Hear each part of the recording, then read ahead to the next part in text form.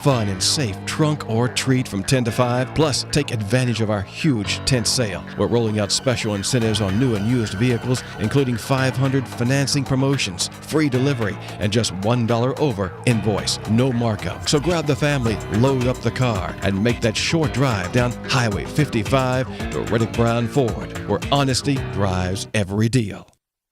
Talk Radio WBMC McMinnville, 960 AM and 97.7 FM. WBMCRadio.com. Don't stop. Keep dancing. Move to the beat. Dance all night.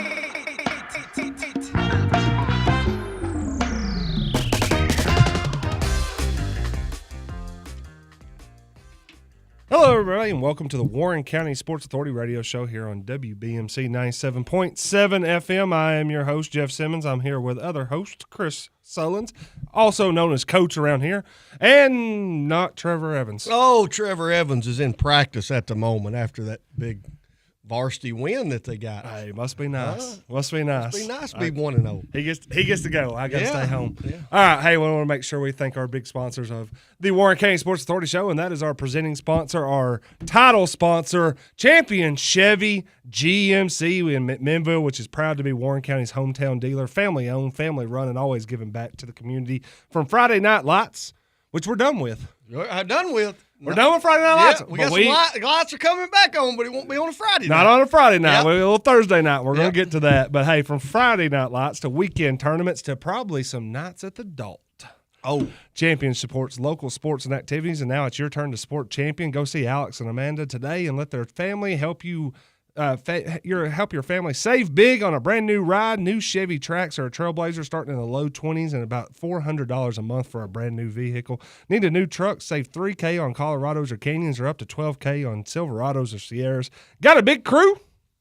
Check out that third row seating in the Traverse, the Acadia, the Yukon. Space and style for the whole family. Looking for a deal? Champion's pre-owned inventory has payments starting around $199 a month. Plus, great rates, flexible terms, bad credit, no worries. Champion works hard to get everyone approved because they believe in giving second chances and first-rate service. Don't wait. Visit Champion Chevy GMC in McMinnville today, where your neighbors treat you like family and deals are unbeatable. Champion Chevy GMC, McMinnville's hometown dealership. Telling you what, that's a pretty good ad read. Hey, they're just the champions of the car game, of the vehicle game. Love us some champion around here. Warren County and the Mid-State. Love us some champions. Yeah. Thank you. And as we give them praise, we also have to give you a little bit of we have to temper your expectations from the very start and let you know that the thoughts and opinions expressed on the Warren County Sports Authority radio show here on WBMC 97.7 FM are those of myself and host Chris Sullins, and when he gets here in OT, Trevor Evans. And does he have any thoughts and opinions? Does Trev really actually, or does he just always agree? He thinks you're right. Yeah, exactly. If anybody wants,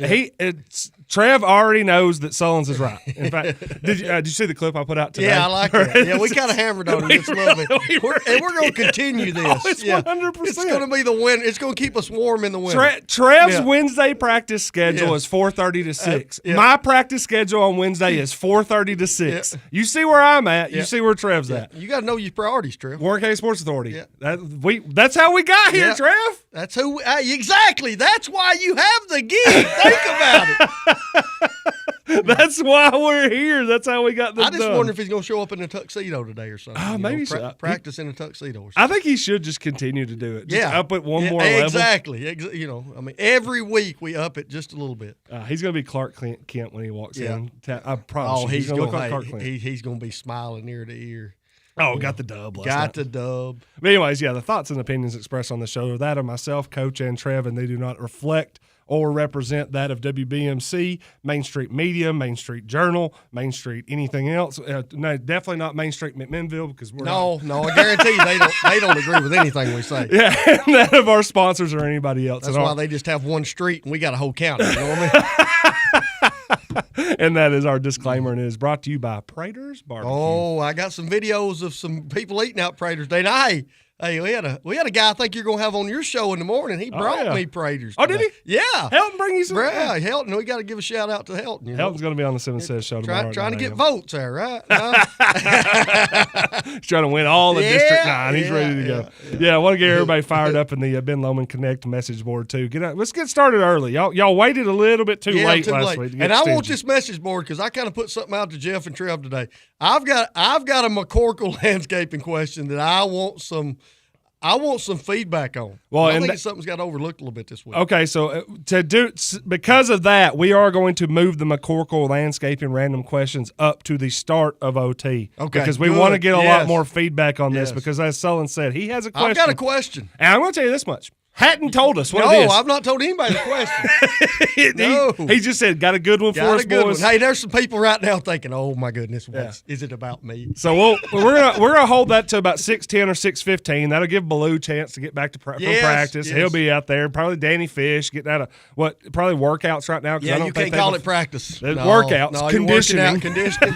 Some of that 3-man workout. Probably just having some kids just get in the gym and shoot. Yeah, sometimes you got to get some kids in the gym to shoot. But gym space sometimes is a problem. So, I'm sure Danny did a good job today of making sure that the times and the places were where they needed to be. Yeah. Hey, shout out Danny Fish. Shout out Fish. Shout out Fish. We're gonna send Sam to you tomorrow over at Bosky's in the morning. Oh, Sam's going. Sam's going over there.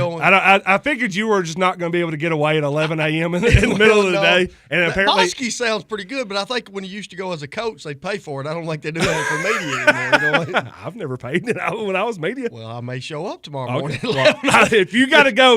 Tell Sam, and I may introduce myself. Oh, tell Sam, but hey, maybe save a seat for Sullins. He might show up. I got a text message today that from Netherton Dentistry that said, "Hey, you have a dentist appointment tomorrow that I had planned back in February." You got to know the priorities. And I was like, at that point, I was like, I'm 24 hours. I don't know if I can't. If I cancel, do I have to pay? Yeah, I was like, I better just go ahead and get that. I better go ahead and get my teeth cleaned on that one. But hey, that's we're rambling today. I like it. I like the it's kind of rainy outside. It's been nasty. It's got a little nastiness. So what's your business like on a week like this? Do you never hate?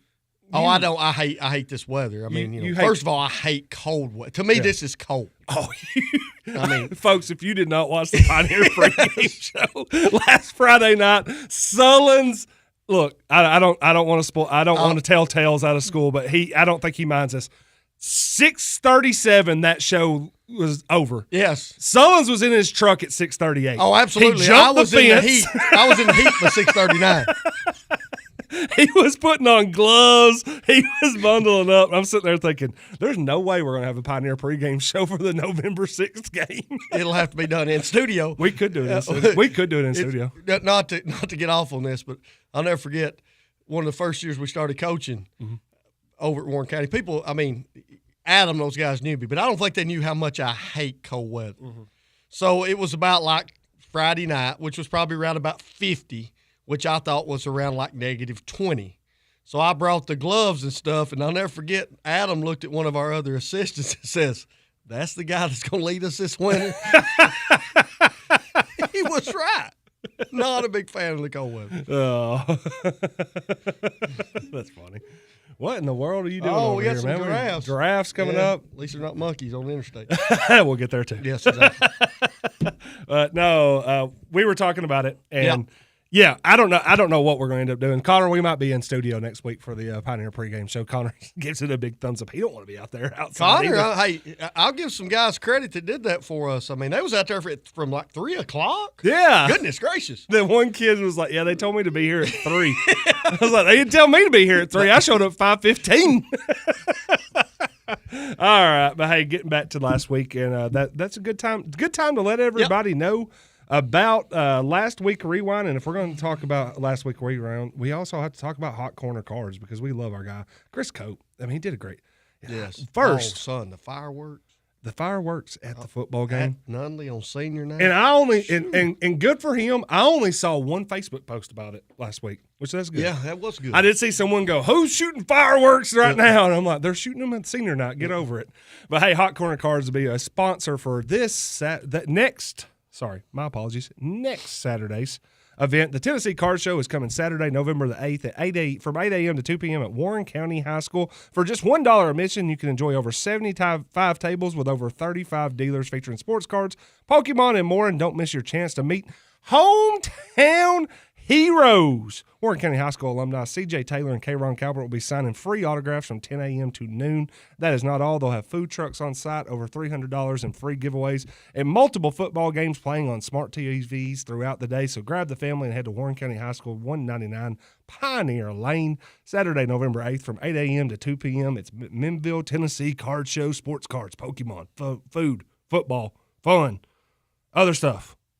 I can't think of anything else. Fantastic. Not getting too much into saying the future, but there's a good chance that Tennessee Vanderbilt game could mean something. Maybe we get CJ and K-Ron to line up against each other. Oh, there we go. Maybe have some pregame action. You know what I mean? Best 2 out of 3 or something like that. That would be amazing. Vol versus Vol versus the Commodore right there. That'd be pretty nice. I think you get CJ out in the open field. I think he's going to win that one. But if we put him in a little phone booth action, it could be tough. K-Ron gets his hands on him, could be in trouble right there. I'd like to see basically if we lined them up in the 40-yard dash, who would win? CJ's not going to like that question. Yeah. I've seen K-Ron. He's out there K-Ron, he's still moving. He still moves. He's out there doing a lot of stuff. Whale. We should maybe the week before that, if they're both in town, we need to get them on here. Yeah, get them on the Sports Authority for the Tennessee Vanderbilt game that week. Yeah, we need to talk about them. If not, we'll just get them on that day. What if we simulcasted that would day be great and watched it in here? With those two guys. Because we've seen them both during games. Oh like yeah. That. CJ, he'll let you know when his team's winning. You know what I mean? Yeah. That would be pretty good. Kimberly Smith Young on the Ben Lomond Connect message board says I challenge them to thumb wrestling. I got K-Ron. K-Ron's early. hands are gigantic. Early. All right. Hey, Hot Corner Cards means that we're talking about the last week rewind. And I think it's all football. Yeah, okay. It's all Pioneer football because there's one, big win. Big win on senior night. 2, a big moment. Yes. With Jay Walker. Yes. And 3, a big announcement that happened this week. Happened last week. A week, kind of an announcement we knew was coming, but now it's official. Official. I won't steal your thunder, but yeah. So we'll go first things first here because when you win 50-0. Oh, they put up a 50 piece. Yeah, Coach. We talked about it in the pregame. We thought that we thought Howard of the 3 game because we knew who they were. We knew who the 3 were going to be. And for anybody that doesn't know, Nurseryman's Bowl will be next Thursday, November the 6th. They'll be playing the Community Vikings. We thought Howard of the 3 teams that they were going to play, Howard, Glencliff tomorrow night, and Community next week, was probably going to be maybe the toughest of the 3. Yeah, no doubt. On paper, that's who looked like the toughest of the 3. On paper. And Warren County on field said paper. In the second half, the Hustling Tigers said, "Where's the bus? Let's go home." And Warren County poured on the steam. The Hustling Tigers become the Hovering Tigers because they hovered around each other. In fact, there was some comments that I heard from maybe from second, third-hand information that maybe the Hustling Tigers, when they came out at halftime and the temperature had dropped another 5 degrees, some of those guys kind of said, "Hey, start the bus. I'm ready to go to the house. I don't need this cold weather." Now, they added some adjectives to that probably we would have to say in OT. Yeah. That being said, I think that game in some ways went exactly how I thought it would if you could get up on Howard. Yep. It's a colder night. You got a football team that has driven over here across the mountain. It's an hour, the hour time change. Yep. There was some issues with them getting here. Game started about 15 minutes late. They don't have a lot of numbers. No. Let's just be honest. We were sitting there watching them in warm-ups, and I peeked over the curtain, and I said, "Oh, we 2-1 this team right now." Yeah, I mean, when you look at it, I mean, I don't know how Howard practices because I guess they go against the 1s versus the 1.5s because they don't have 2s. Mm-hmm. And we did pretty much what we probably needed to do. You got up on them early, and I'm not going to say that Howard pushed the button. Yeah. But the eject button was on the screen, okay? Look, I will neither confirm nor deny that when Howard came out of the locker rooms for halftime, whether or not they really wanted to get back on that field again. And we're talking about, again, too, it wasn't like, the reserve – it wasn't like the kicker over there saying – they only had about 25 kids, so if they were in uniform, they were probably playing. And they were like, "Oh, it is cold. Let's go home." This is not getting any better. Yeah, Keith Fleming in the Ben Lomond Connect message board says the whole team was on fire for the Pioneers. Could not agree with him anymore on that one. In fact, Blue said it on Monday, and he even said it on Friday night. It wasn't something they tried to do, but having it happen organically on senior night that Xavier Simmons, senior, catches a touchdown pass. John Gillespie, senior, catches a touchdown pass. Both those touchdown passes thrown by senior Brady Swallows. Isaiah Robledo gets in the end zone. Jackson Clark gets in the end zone. Raul Manis gets in the end zone. You go back at the very end of the game, you get Sam Robinson, a kid that a great story. Too, that's a great story. Blue had a great story on him. And the only thing I'm going to disagree with Blue on is I don't know why Robson's not getting 30 carries. The kid's got speed, man. I mean, goodness gracious, he's got some wheels. I looked at that. I just again said over and over again, I'm like, that guy plays catcher. Yes. He's a catcher on the baseball team. And I'm like, those guys don't move like that. No, he does. He was flying down the when sideline. he got outside, he broke the angle. He broke containment pretty easily. So, but like you say, just a great night for a group of seniors that have went through a lot of trials and tribulations when it comes to Warren County football. And stuck through. And they stuck through it. And then you have a story like Robinson that – and we've all been around kids like this, players like this, girls, guys, you know what I'm talking about. That's a kid that when he tells Coach Blue he really wants to help, he wanted to be a part of it. And you need players and student athletes like that. And then I'm glad, hey, we have one over here in the studio in most afternoons, except when he's out, hammering the town on bulls or something. But that was a great story. It was good to be on the other side of the mercy rule. Oh, yeah. You know what I mean? Like you look up and you're thinking, hey, that clock's running for us. Yeah. Like, hey, we're the reason that's happening. So I think that was a great thing too. Really do. 50 points, the most points scored in Warren County since, would you know? I'm going to say I don't think CJ and them's groups did it. They never been put up 50. They did not. I don't know if Maidel and them's groups put up 50. Oh, you've went too far. Have I went too far? Okay, it's got to be the Northcutt and them's groups. No. Who? Isaiah Grayson didn't put up 50? 55 points on Sparta in week 2. Oh, okay. The Tom Moore. I Moore. went too far then. Okay. Yeah, you went too far. Think of Tom Isaiah Moore's- Grayson, he's a great football player and a tremendous pioneer, and I love him to death, and I think he's awesome. I think you could have gave me a lot of options there in A, B, C, D, or E. I don't know if I'd ever got that because 55 points against Tom Sparta. Moore's offense is They look good when Isaiah Grayson was quarterback. Yeah, exactly. So they scored 55 points. And the margin of victory, 50 points, the highest margin of victory in Warren County football since 1982. Oh, my goodness. When they had a pretty good running back. Yeah. And they beat Lebanon. Womack. And they beat Lebanon 67-0. They wasn't a mercy rule. No back mercy then. rule back then either. That clock stopped on every incompletion and every turnover. Yeah, but big game there too. And we'd be remiss if we didn't mention also that Christopher Robledo also got himself in the end zone and had 7 catches for I think a buck 05, and he's put himself into a upper echelon of receivers in Warren County football history with this season that he's had this year. In fact, I was going to try to do a stat breakdown of that next week before the bowl game of where he actually ranks. Him and Isaiah both, I think, are now top 5 single season in catches. And I think Christopher's a little bit ahead of Isaiah in yardage, but I think he's going to end up probably being top 5 in receiving yards in a season too. Now, no one's catching Bill Rutledge. Oh, but Bill has the only 1,000-yard season in Warren County football history of receiving. Well, this year. Yeah. But Chris just a junior.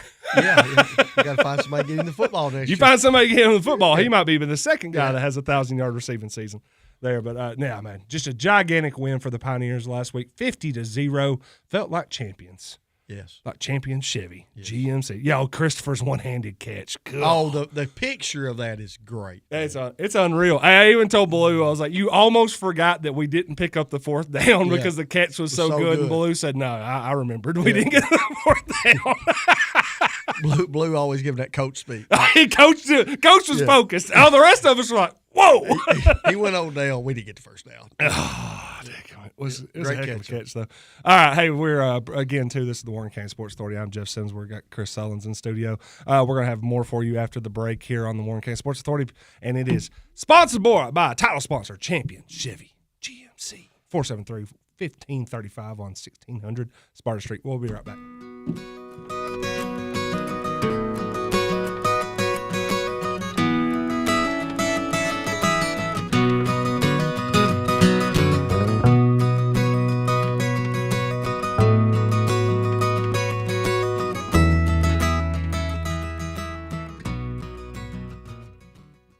Do you have a little one who loves to play? Maybe a child who could benefit from organized activity and direction? Welcome to the Little Pioneer League, a fun educational basketball league for kids aged 3 to 7. In Little Pioneer League, your child will learn teamwork, coordination, and confidence, all while having a blast on the court. Sign-up dates are listed now on the Little Pioneer League Facebook page. And don't wait, the last day to register is October 28th. Don't miss out on this league. It's fun for everyone. Little Pioneer League, where tomorrow's pioneers start small. I'm Tim Hitchcock, inviting you to join me every Tuesday at 5 for Hey Hey Hitchcock, proudly presented by Farm Credit Mid-America. We're talking everything green, from backyard gardening tips to big ag insights, plus special guests from right here in the nursery capital of the world. Tune in on 97.7 WBMC every Tuesday at 5 or catch us streaming live on Facebook. Also available on YouTube. Members of Caney Fork Electric are invited to attend the Cooperative's annual membership meeting Saturday, November 1st at Milner Recreation Center, formerly known as McMinnville Civic Center. Voting will be from 10 a.m. until 2 p.m. with the business meeting starting at 2 p.m. Cooperative members voting in the director's election will receive a free gift and door prizes will be given away. A free barbecue lunch will be served from 11 a.m. until 1:30 p.m. Entertainment will be provided by Jim and Valerie Gabehart. Make plans to attend the annual membership meeting of Caney Fork Electric Cooperative Saturday, November 1st at Milner Recreation Center.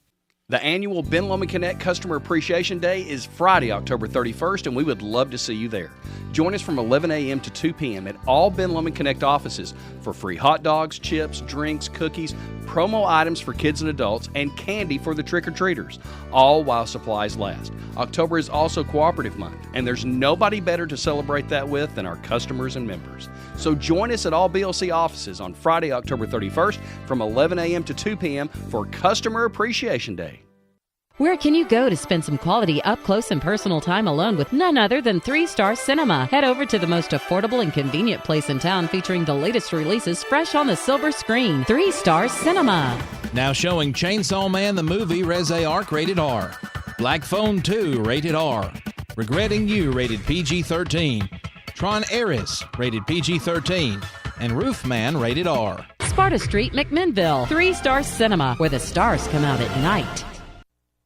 Why don't you head over to Chicken Chef and enjoy a fresh made-to-order meal, or choose from the all-time favorite like the Chicken Nugget Dinner. Stop in for breakfast, order right off the menu with sausage, gravy, fresh homemade biscuits, or try their delicious tenderloin, egg, and cheese biscuit, just to name a few. Whatever your taste buds call for, you're sure to find it at Chicken Chef. They've been serving Warren and surrounding counties for over 40 years. Stop in today, Chicken Chef on the Strip in McMinnville. You can call your order in to go at 473-5020.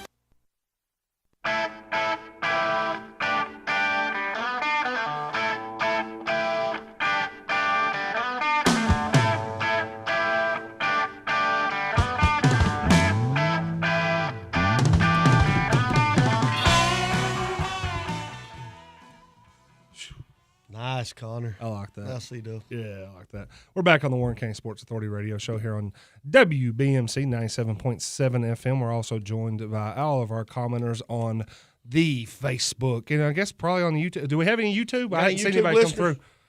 Yeah, we're on the YouTube. We're on the YouTube too. Okay, Main Street Media, McMinnville, where you can find all the old Warren County Sports Authority radio shows, and you can find all the Simmons Says and the Town Talks and the Hey Hey Hitchcocks and whatever else is on here.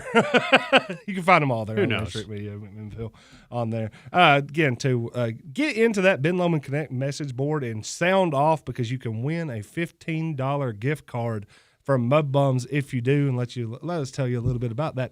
Ben Lomond on that. Hey, in football, the more points you have, the better chance you have at winning the game. If you have 50, and the other team has 0, really good chance. That was a great chance you're going to get the dub. And if you get a safety, and when your defense scores more than the other team scores in totality, you're definitely going to get the dub. But hey, if football with more points you have, the better chance you have of winning the game. When it comes to the internet, that's the same concept. The more upload and download speeds you have, the better chance you have of your home or business has of winning the game of life. That's what Ben Lomond Connect has unheard of, industry-leading, synchronous gig broadband price of $57.95 for both your home and business. You see how I'm flexing on synchronous now? Yeah, he likes that. Yeah, he feels confident about that word now. Hey, they got 2 gig and 8 gig available in most areas. You can call your local BLC office or go to benlomandconnect.com and start winning today with Ben Lomond Fiber. Some exclusions may apply. Ben Lomond Connect, delivering internet at the speed of life. You knew I was going to come. I was ready. Yeah. We were missing that one guy that normally says it. Where's that one guy at? Huh? Where's he at? He's dressed up as a ghost. He got the greatest Invisible Man costume on right now. Hey, do me a favor next week, Connor. Like up there on that screen, put something in like in memory of Trail. You know what I'm saying? Let people think about it for the first time. Hey, and we've got Sarah McLachlan on here. Yes. We'll be playing In the Arms of an Angel. Yes. I mean, we put Jay Walker out to pasture one time, so why can't we do Trail that way? Put him in the Jay Walker Memorial seat. He won the J. Walker Memorial Award. Yeah, well, hey, we talked about that more. The 3 things that kind of happened over the weekend, the last week rewind. First was the 50-0 win, and I think I've covered that a lot. Yep. Second thing, Jay Walker's final regular season home football game. I think the coolest thing that I saw about that was all the stuff with Drew. Oh, absolutely. And Drew is such a fine young man, such a good supporter of what we do. Yes. I mean, Drew's always listening and always being involved. And you could tell how proud Drew was of his father. Yeah. You know what I mean? He was taking videos, and he was soaking it up as much as Jay was, because I think Jay was still – and Jay, rightfully so, he's thinking, I've got a job to do tonight. Yep. I'm going to do – but you could tell his son was very there was a lot of happy thoughts going through that young man's minds. And I'm glad that he got the opportunity to come in and see it. I'm just glad. Hey, the biggest thing to me was 50. Jay gets called 50-0. Absolutely. Jay's not done that a whole lot. I'm telling you, like we talk about this all the time. And I don't like to harp on it, and Jay definitely doesn't want to harp on it. But 31 years at any job is significant, no doubt. To be a play-by-play guy and be there every single game for 30 years is incredible. And for 31 years, when you understand that of those 31 years, one, singular, one winning season so far in his play-by-play career, potentially in the next 8 days, that number goes to 2, potentially. And that's the most he's probably said, and that's a pioneer touchdown. That's interesting you bring it up too, Connor, because think about it. We talked about it. I mean, 50-0 on the mercy rule. Jay has had to sit over on many nights and watch the other clock, and he's always been very professional about it. We talked about it. He watched his son play through some difficult times. One of the things that I'm always brings a smile to my face is when we did have some success. And I've heard Jay's calls. Oh, yeah. That meant a lot to me, because that means Jay was a part of calling something that was successful. So, and now when I'm listening and he's getting to do that with football, basketball, baseball, you always like it when there's pioneer wins. He sat through a lot of lean times with football. I'm just proud he's had the opportunity this year to sit through a pretty decent year. He might be the only broadcaster in the Mid-State that knows how to say Robledo correctly. Yeah. Yeah. Us and Kevin Dunlap does a good job. You mean Robledo? Yeah. Robledo. Ropedo. What bothers me about the guy, there's a lot of things that bother me about the guy at Cannon, but, I mean, goodness gracious, at least go down. I said it before, go down and ask somebody how you pronounce it. Ask Jay. You're probably he's right 20 feet away from that. Hey, that's Robledo. Yeah, you've been talking so much smack, maybe listen to some. You know what I mean? Golly, we've heard it so many times. Yeah. Jay does a great job. And again, too, it was awesome. I got to go up there and sit. I went up in the booth. He kind of talked about y'all come up. I was wondering, did you go out in the booth to get warm, or I heard there was the culinary class had kind of provided a pretty nice meal for Jay. Is that correct?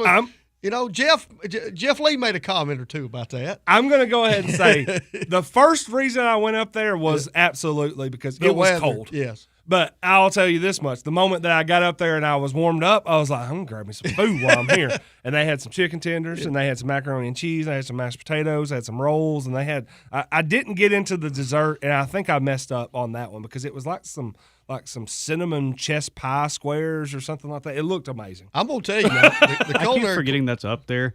yeah, you got to go visit that. In the culinary class, they are spot on anytime.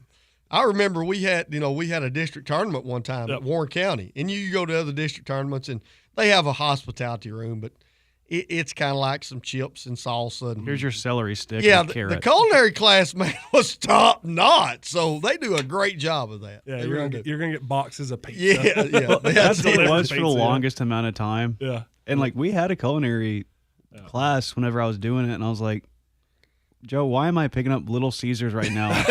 And it was, we were told we can't have any of the Domino's anymore, so here's my credit card. Go pick up some Little Caesars. Oh, well, I'll tell you. Well, and of course, too, Scooters does a good job. Scooters takes care of us. You get your sweet tea. I got my sorbet banana smoothie on that. Did you get a drink this time, or did you bail out? I didn't want to get a drink just because I wasn't going to stay the whole time. Yeah. So look at you. That is. That's a team player. That's a team player because he absolutely could have got one. Yeah, he could have got him a drink. And Jonathan, the producer for last. Is that what his name was? I hope so. If not, I just called him the wrong name. We had no clue. I'd never met that guy in my life. I just called him Chili because he looked really chilly. I hope I got it right. Yeah. There were three people over there huddled together. Yeah. Look like hobos near a fire. And what was funny too was and he was he'd never setting this up before, and I'm like, hey man, can you go run that power cable? Yeah. And I was like, I'd take the long way. He's like, oh no, I can cut down through here. Down at the bottom of that is like a little swamp. Yeah. I don't think he knew that. Did he get the wet feet? Oh yeah. Oh no. He came back up. He's like, I think I want to take the long way now. And I was like, did you go through a hole? Yeah. And he was like, oh yeah. And I looked down. It's like mud almost all the way up his calf. Oh man! Ooh. See, he didn't even say that. He didn't follow the Lieutenant Dan rule. You got to protect them feet. Yeah. Oh yeah. Yeah. Oh man! Well, no, they did a good job over there. But yeah, we had, and of course, Jay got to come over there. Oh, Jay come over with us. Yes. Drew was around over there. And Jay called it. Basically, come out and say, "Hey, Pioneer win." that was never comes out the of Jay's mouth craziest that way. thing. He full on Nostradamus, even. No, you've been around Jay enough to know that he's super professional. Yes. Yeah. He's not going to usually give Jay doesn't do this to give opinions. Me and Sullins are opinion. That's all we do. That's what we do. Yeah. Jay's like, I'm here to call the game. I think Howard's going to be really good. No, he's just going to. I expect the Pioneer. The first thing he said, I expect the Pioneers to win tonight. I was like, oh, man. Hey, I expect Pioneers to win. Not click. Like that's all I need to say. Okay. Oh, Jay, what else are you thinking? There's nothing. I was blown away by how emphatically Jay just said the Pioneers going to win tonight. I was like, okay. Because I was listening back to it in my car. And so I guess between me starting it, I'd missed that. But did Drew Walker, did he ever sit down or did he just sit? No, he just stood there the whole time. He looked like a He looked like a proud dad. Yes.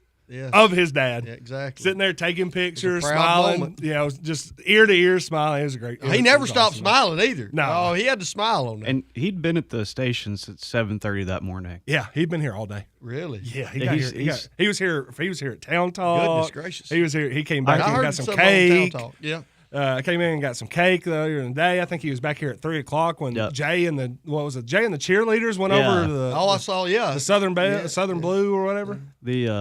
And it was funny too because we had offered an invitation for him to come into the Town Talk. Yeah, I didn't think he was going to take it up, and so I heard the door open at 7:15. I was like, "Who the hell is coming in right now?" And I was like, "It is too early." That's Drew Walker's music. By God. He killed him. No, man, it was great to see Jay go through there. And again, too, you can listen to Jay Walker and Jeff Lee on the call. The voice of the Pioneers and the Warren County Sports Hall of Famer, Jay Walker, on the call tomorrow night. Star 107 when Warren County goes and takes on Glencliff, the Colts. We will have a preview story on there as soon as I write it on the Main Street Journal. It'll be sometime tonight. And you can read a little bit about that. I'm going to go ahead and say that. I expect the Warren County Pioneers to win tomorrow night. It won't surprise me if they don't put up another 50 spot. They have a good opportunity if they play through there. Yes. If they play like they played last week, I think they have the opportunity to do that again tomorrow night. And I think they might have a chance to do that again next week. Yeah, I think you could see an over-under for the next 3 games of about 150. Yep.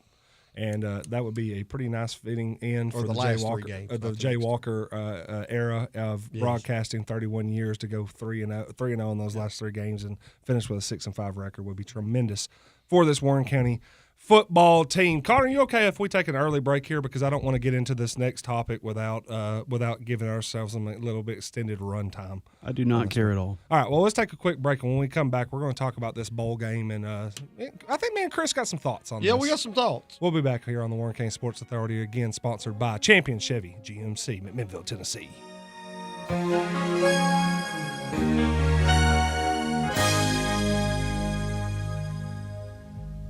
I heard you on the wireless back in 52. Collectors, get ready. The McMinnville Sports Card and Collectibles Show is coming to Warren County High School on Saturday, November 8th from 8 to 2. Nearly 100 tables of sports cards, Pokemon, memorabilia, and collectibles. Everything from bargain boxes to rare finds. It's family friendly with free parking, wide aisles, free cards for kids, and big giveaways all day. Plus, get autographs from C.J. Taylor and K. Ron Calvert. Don't miss the McMinnville Sports Card and Collectibles Show, November 8th from 8 to 2 at Warren County High School. Do you have a little one who loves to play? Maybe a child who could benefit from organized activity and direction? Welcome to the Little Pioneer League, a fun educational basketball league for kids aged 3 to 7.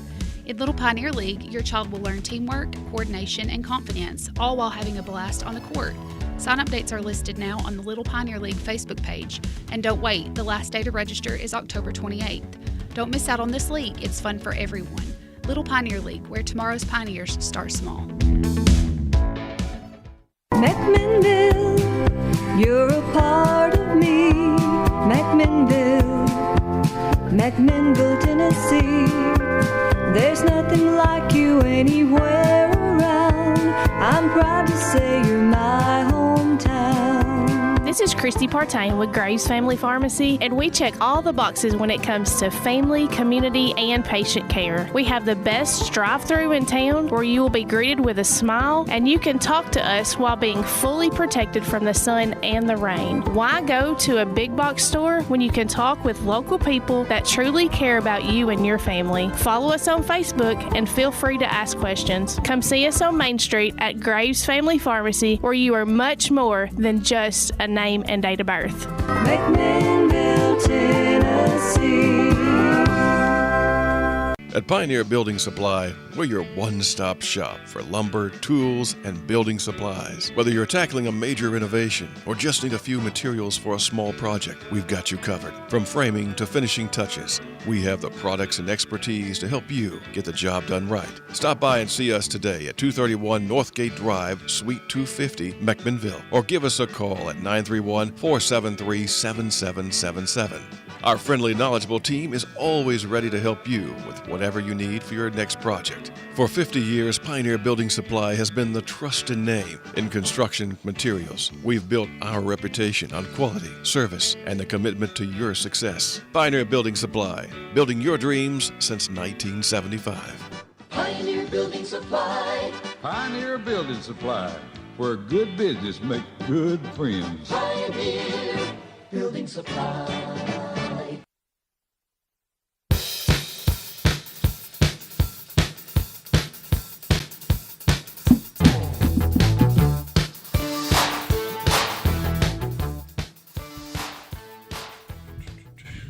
Welcome back to the Warren County Sports Authority radio show here on WBMC 97.7 FM, also on YouTube at Main Street Media McMinnville. We're also on Facebook at Radio WBMC 97.7 FM, where you can get into the comment sections, have a chance to win a $15 gift card from Mud Bums Sports Grill, 507-2867, 507-BUMS. You can call ahead, drive through the drive-through window, get your food. That's what I did today. We got got our wings and pizza. Did us right again today. Do us right every single Wednesday. We really appreciate them. And again, too, you can get that $15 gift card, and then you can take it over there. You win it today. You come grab it tomorrow. Go and get it wing night tomorrow night. Yes. Get the wings. It's They're kinda already like on special. You got a like gift card. double up there. In Yeah. some ways. Yeah. Why would you not over there at Wings?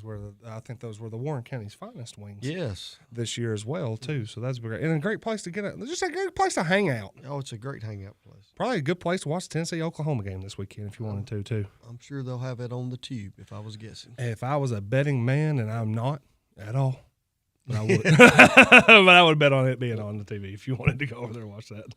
All right, Coach. Well, we have been teasing it throughout the show, and let's go ahead and talk about this a little bit.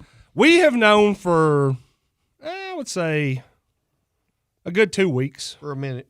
Yep. That Warren County will be playing its 11th game of the season this year, and they will be playing next Thursday at home, the Nurseryman's Bowl versus the Community Vikings. The Vikings will be coming into town, and Warren County will be coming back into town and reigniting the Nurseryman's Bowl. Last played, I believe, in 1992. The last time Warren County was in it was 1990 when they finished 8-3 and beat Cumberland County 28-0 in the Nurseryman's Bowl. Fun fact: Warren County also has played Glencliff in the Nurseryman's Bowl. They beat them too. Yeah, Warren County 3-1 historically in the Nurseryman's Bowl, which has been played at Nunley Stadium. We were talking about this a little bit. Yes. You said the last time we played in it. Yes. Saturday? It was on a Saturday. Yes, it was. So what do you remember about that game? Because I was 4 years old, and I think you were like a sophomore in college. No, I was actually that was my graduating class. I was a high school senior. Yep. I remember we had a basket, and hey, that was a really, really good football team we had during my senior class. 8-3. That was back when only 2 teams from each district got to go to the playoffs. Yep. So you had to, I think Oakland and Lebanon were the 2 teams that year. I think we were defeated by both, and both those games were pretty competitive. But you knew you had to finish in the top 2, where now that football team would have had an opportunity to go to the playoffs because they take 4 from each region. If I'm not mistaken, it was played on a Saturday afternoon. Probably started around 12, 1, 2 o'clock because we had went to a basketball play day that morning, and we got back about the time the football game was going to kick off. I believe also Tennessee and Notre Dame was kicking off about the same time. So we, in the basketball locker room, we were kind of running out watching the football game, and then you were kind of running back watching Tennessee Notre Dame play. So I think that we played very well that day. I remember Cumberland County. I don't want to say they were heavy underdogs, but we had Cumberland County covered. Yep, and I think now who was Nunley talking about had the game sealing interception in there? Well, see, that's the thing. When Nunley says that a close friend of his and one of my former classmates that I went to school with for my entire life, Mike Beatty, had the game-sealing interception. Yeah. Well, when you win 28-0, did that play happen in the first quarter? Because that game was over early. I mean, that's true. So I do remember Beatty did have an interception in that game. Yeah. I just don't know if I would call it the game-sealing interception. That is a good way to put that, because if that's the case, then I think maybe it was a pick six and I don't remember.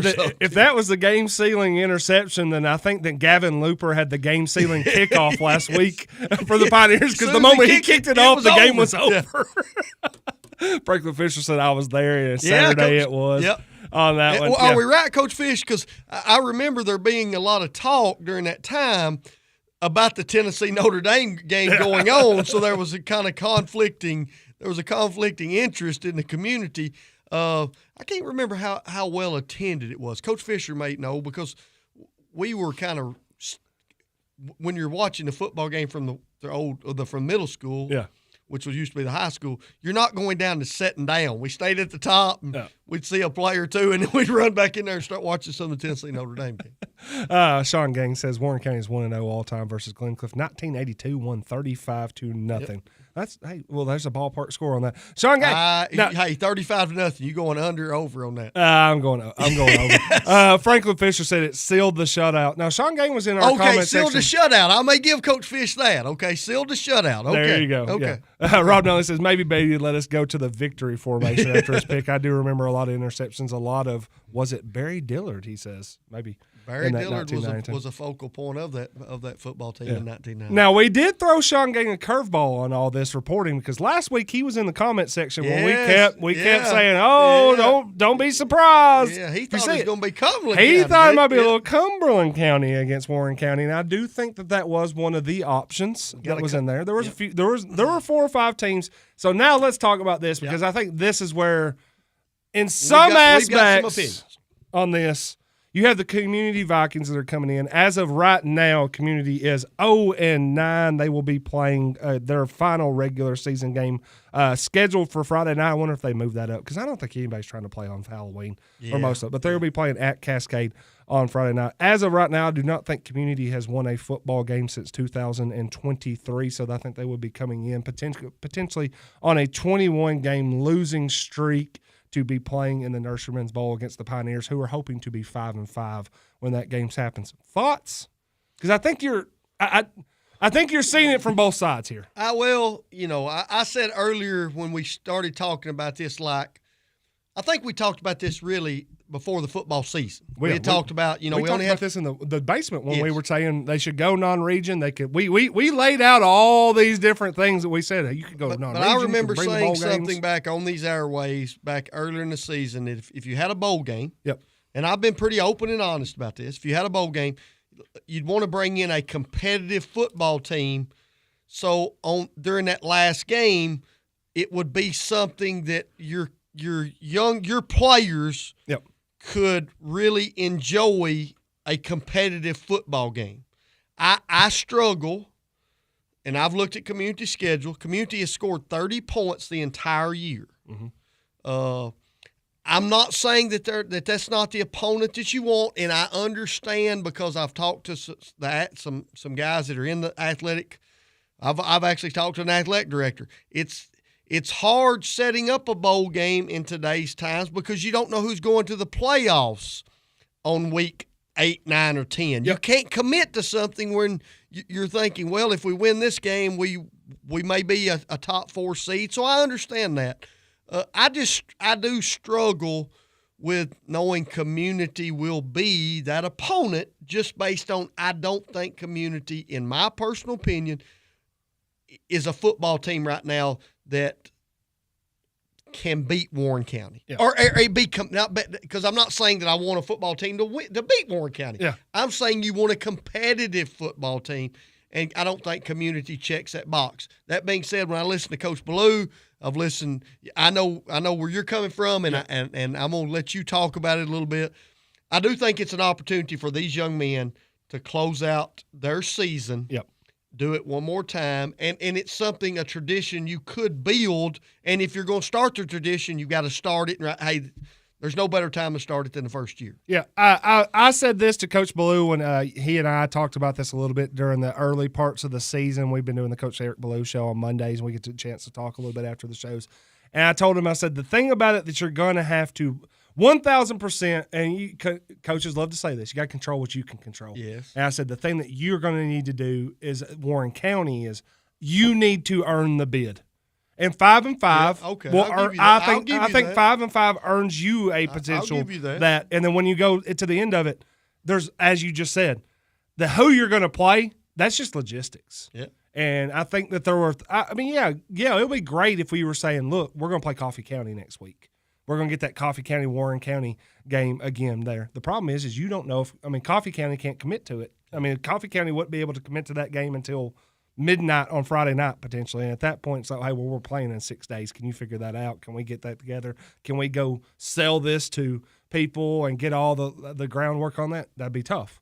And especially if you wait for them and then they say, look, we lost, but now we just don't want to play. And now you've lost. So I get where they're. I can understand that. So, I was going to sit there thinking, I know where it's coming from. So I said the one thing Warren County needed to control was they needed to put themselves in a position where anybody would look at it and say, okay, well, maybe your opponent, I don't understand why they're there, but I do understand why you're there. Well, one thing that and somebody brought up a good point to me in the last 48 hours.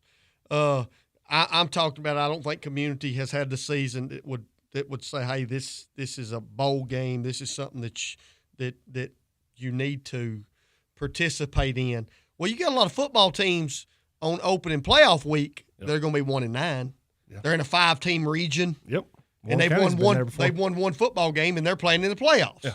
That's something that'll be talked about a lot on Saturday morning after opening night because these football games are going to be so lopsided. Yep. You're going to have an Alcoa football team that's going to play a 4-seeded team that wants to forfeit but has to go. that they have to go, and that's going to happen all over the state. We see it every year. Yes, sir. I would ask you this question. Not that Warren County doesn't need to host this game, because I think it is a great thing, and you and I both know, I've said it many times on these airwaves, I am not in any way, shape, form, or fashion saying that Warren County needs to go back to 6A football anytime soon. No, Look, sir. That doesn't need, I'm telling you, it doesn't need to happen. So if you want to start this tradition back, I totally understand that.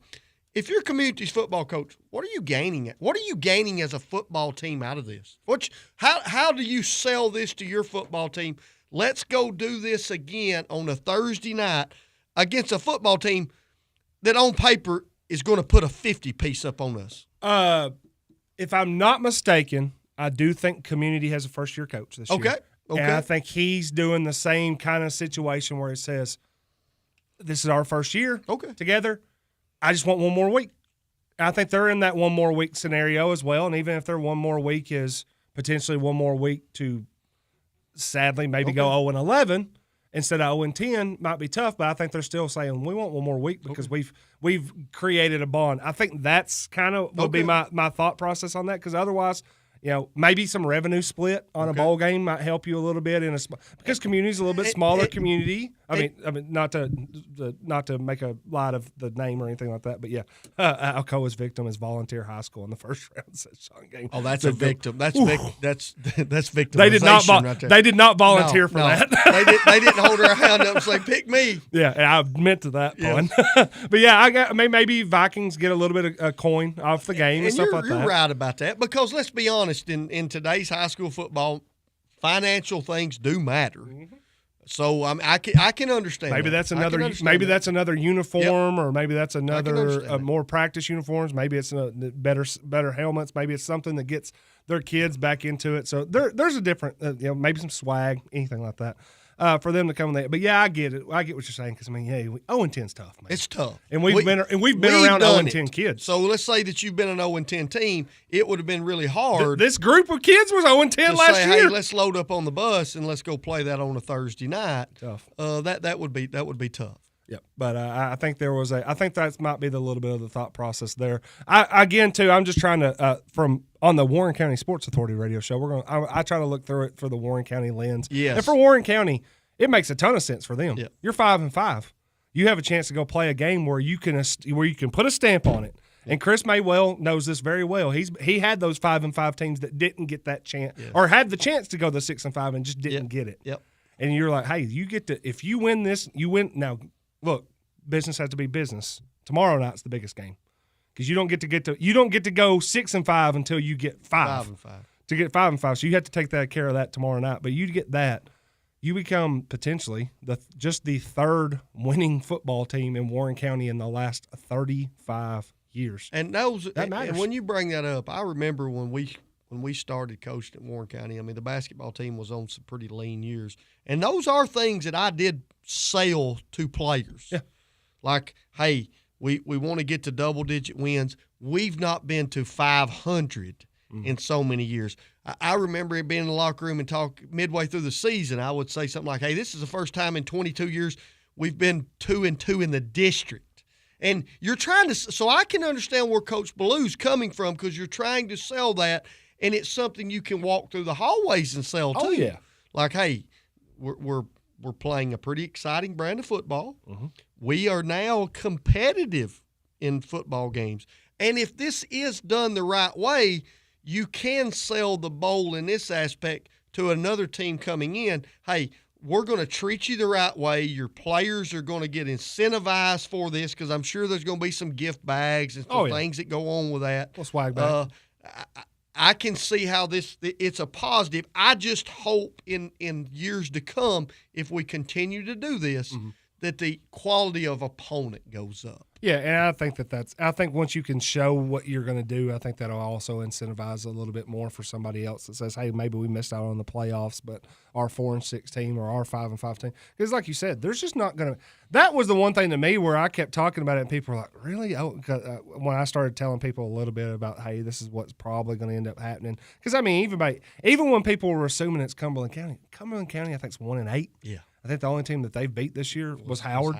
So I'm like, it's not like it was going to be any better if it was Cumberland County. So they're like, well, what are we doing it for? I'm like, it's us. Yeah. So think about us. Yes. We'll worry about who's next later on that. But again, too, I was like, there's just not going to be many 5-5 or better football teams that aren't playing next week. They're going to be in the playoffs. Right. And that's why we talk about and when we talk about how the TSSAA has changed. Yeah. Think about it. We were a 7-3 football team back in 1990. Yeah. And you didn't go to the playoffs. Yeah.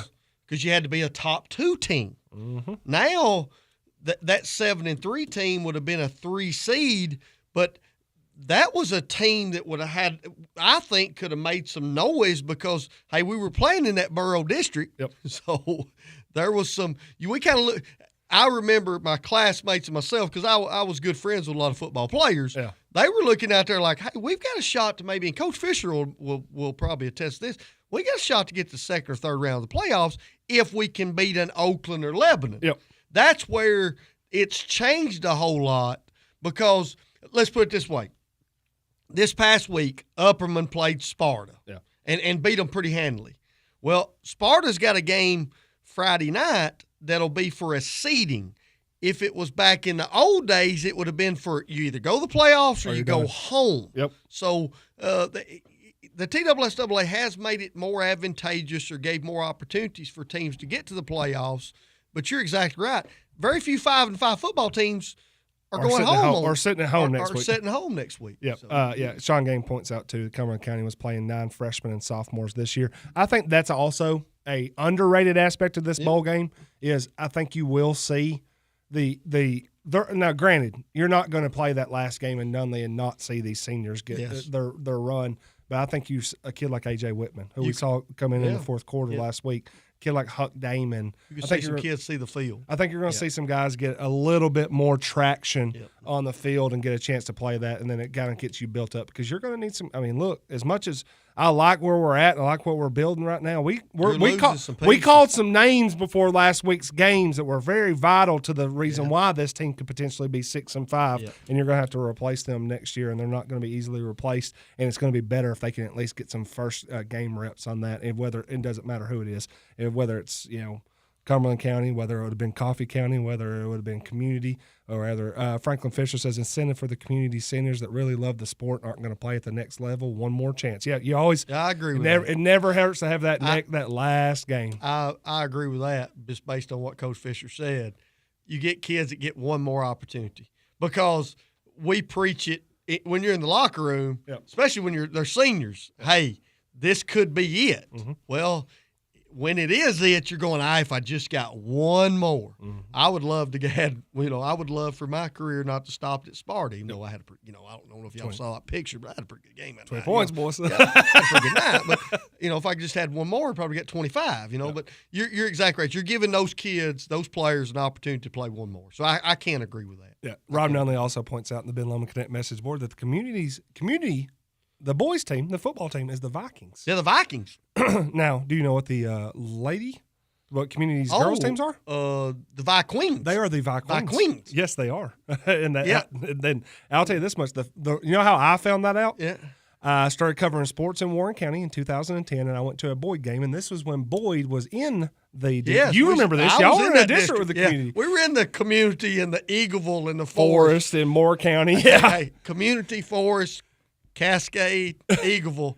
Boyd. What's all that picture? MTC. Yes. Yeah. And then I remember going to a softball game. Yeah. Where the Vikings played the Lady Broncos. Who had a stud on the mound. And the Vikings, I think, won that game like 30-1 or something like that. And I was like, holy cow. Yeah, but at one point in time, Boyd did have a I couple covered years later. They had a stud on the mound. Because I think you're talking about, you're talking about the Wanamaker Yes. girl? Yeah, I think I was right after the Wanamaker girl. Yeah. Barry Diller and Randall Wood both rushed for 1,000 yards that year. They had two great lines blocking for them. So I mean, hey, that's where you start. I mean, everything statistically, you get a chance to put up some more things.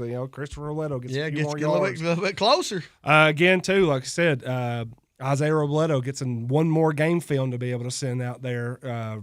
Xavier Simmons, Raul Manis, got kids like that. There's Hunter Hayden. I mean, there's so many different. It makes so much sense for Warren County. Yes, like you said, it would do it. Would I want the challenge?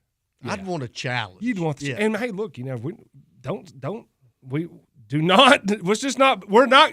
We should remember that at this point last year we were talking about an 0-10 football team. That is true. So maybe we should temper our expectations on that. But, hey, we're going to take a break from the radio portion of the Warren County Sports Authority, and when we come back, we will be in OT. We're ready hopefully for with OT, Trev boys. Maybe Trail's waking from the dead. Who knows? Dude, we got Mississippi monkeys. We got all kinds of stuff going on here, boys. It's going to be an interesting, epic OT beeps. Little scataboo. Yeah. Hey, the Warren County Sports Authority is powered by Champion Chevy GMC. We'll be back. Although you're never near, your voice I often hear. Another day, another night, I long to hold you tight, 'cause I'm so lonely. Baby, I need your love.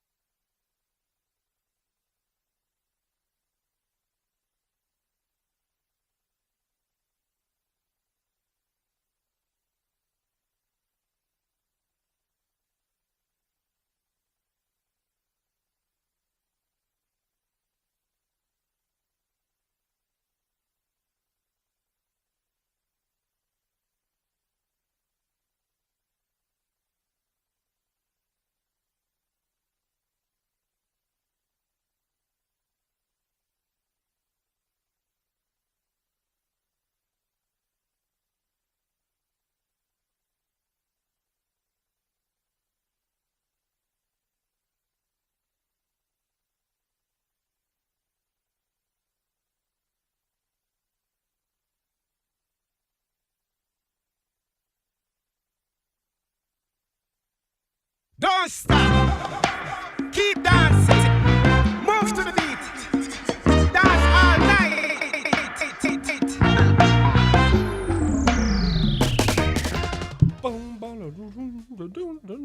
All right, hey, baby, we're back. We're back on the Warren County Sports Authority. We're in the OT. We'll be waiting for Trev to pop in here soon. Yeah, let's go, Trev. Hurry up. Yeah, come on now. I mean, you Hey, know. pedal the metal, drive like Cam. Exactly.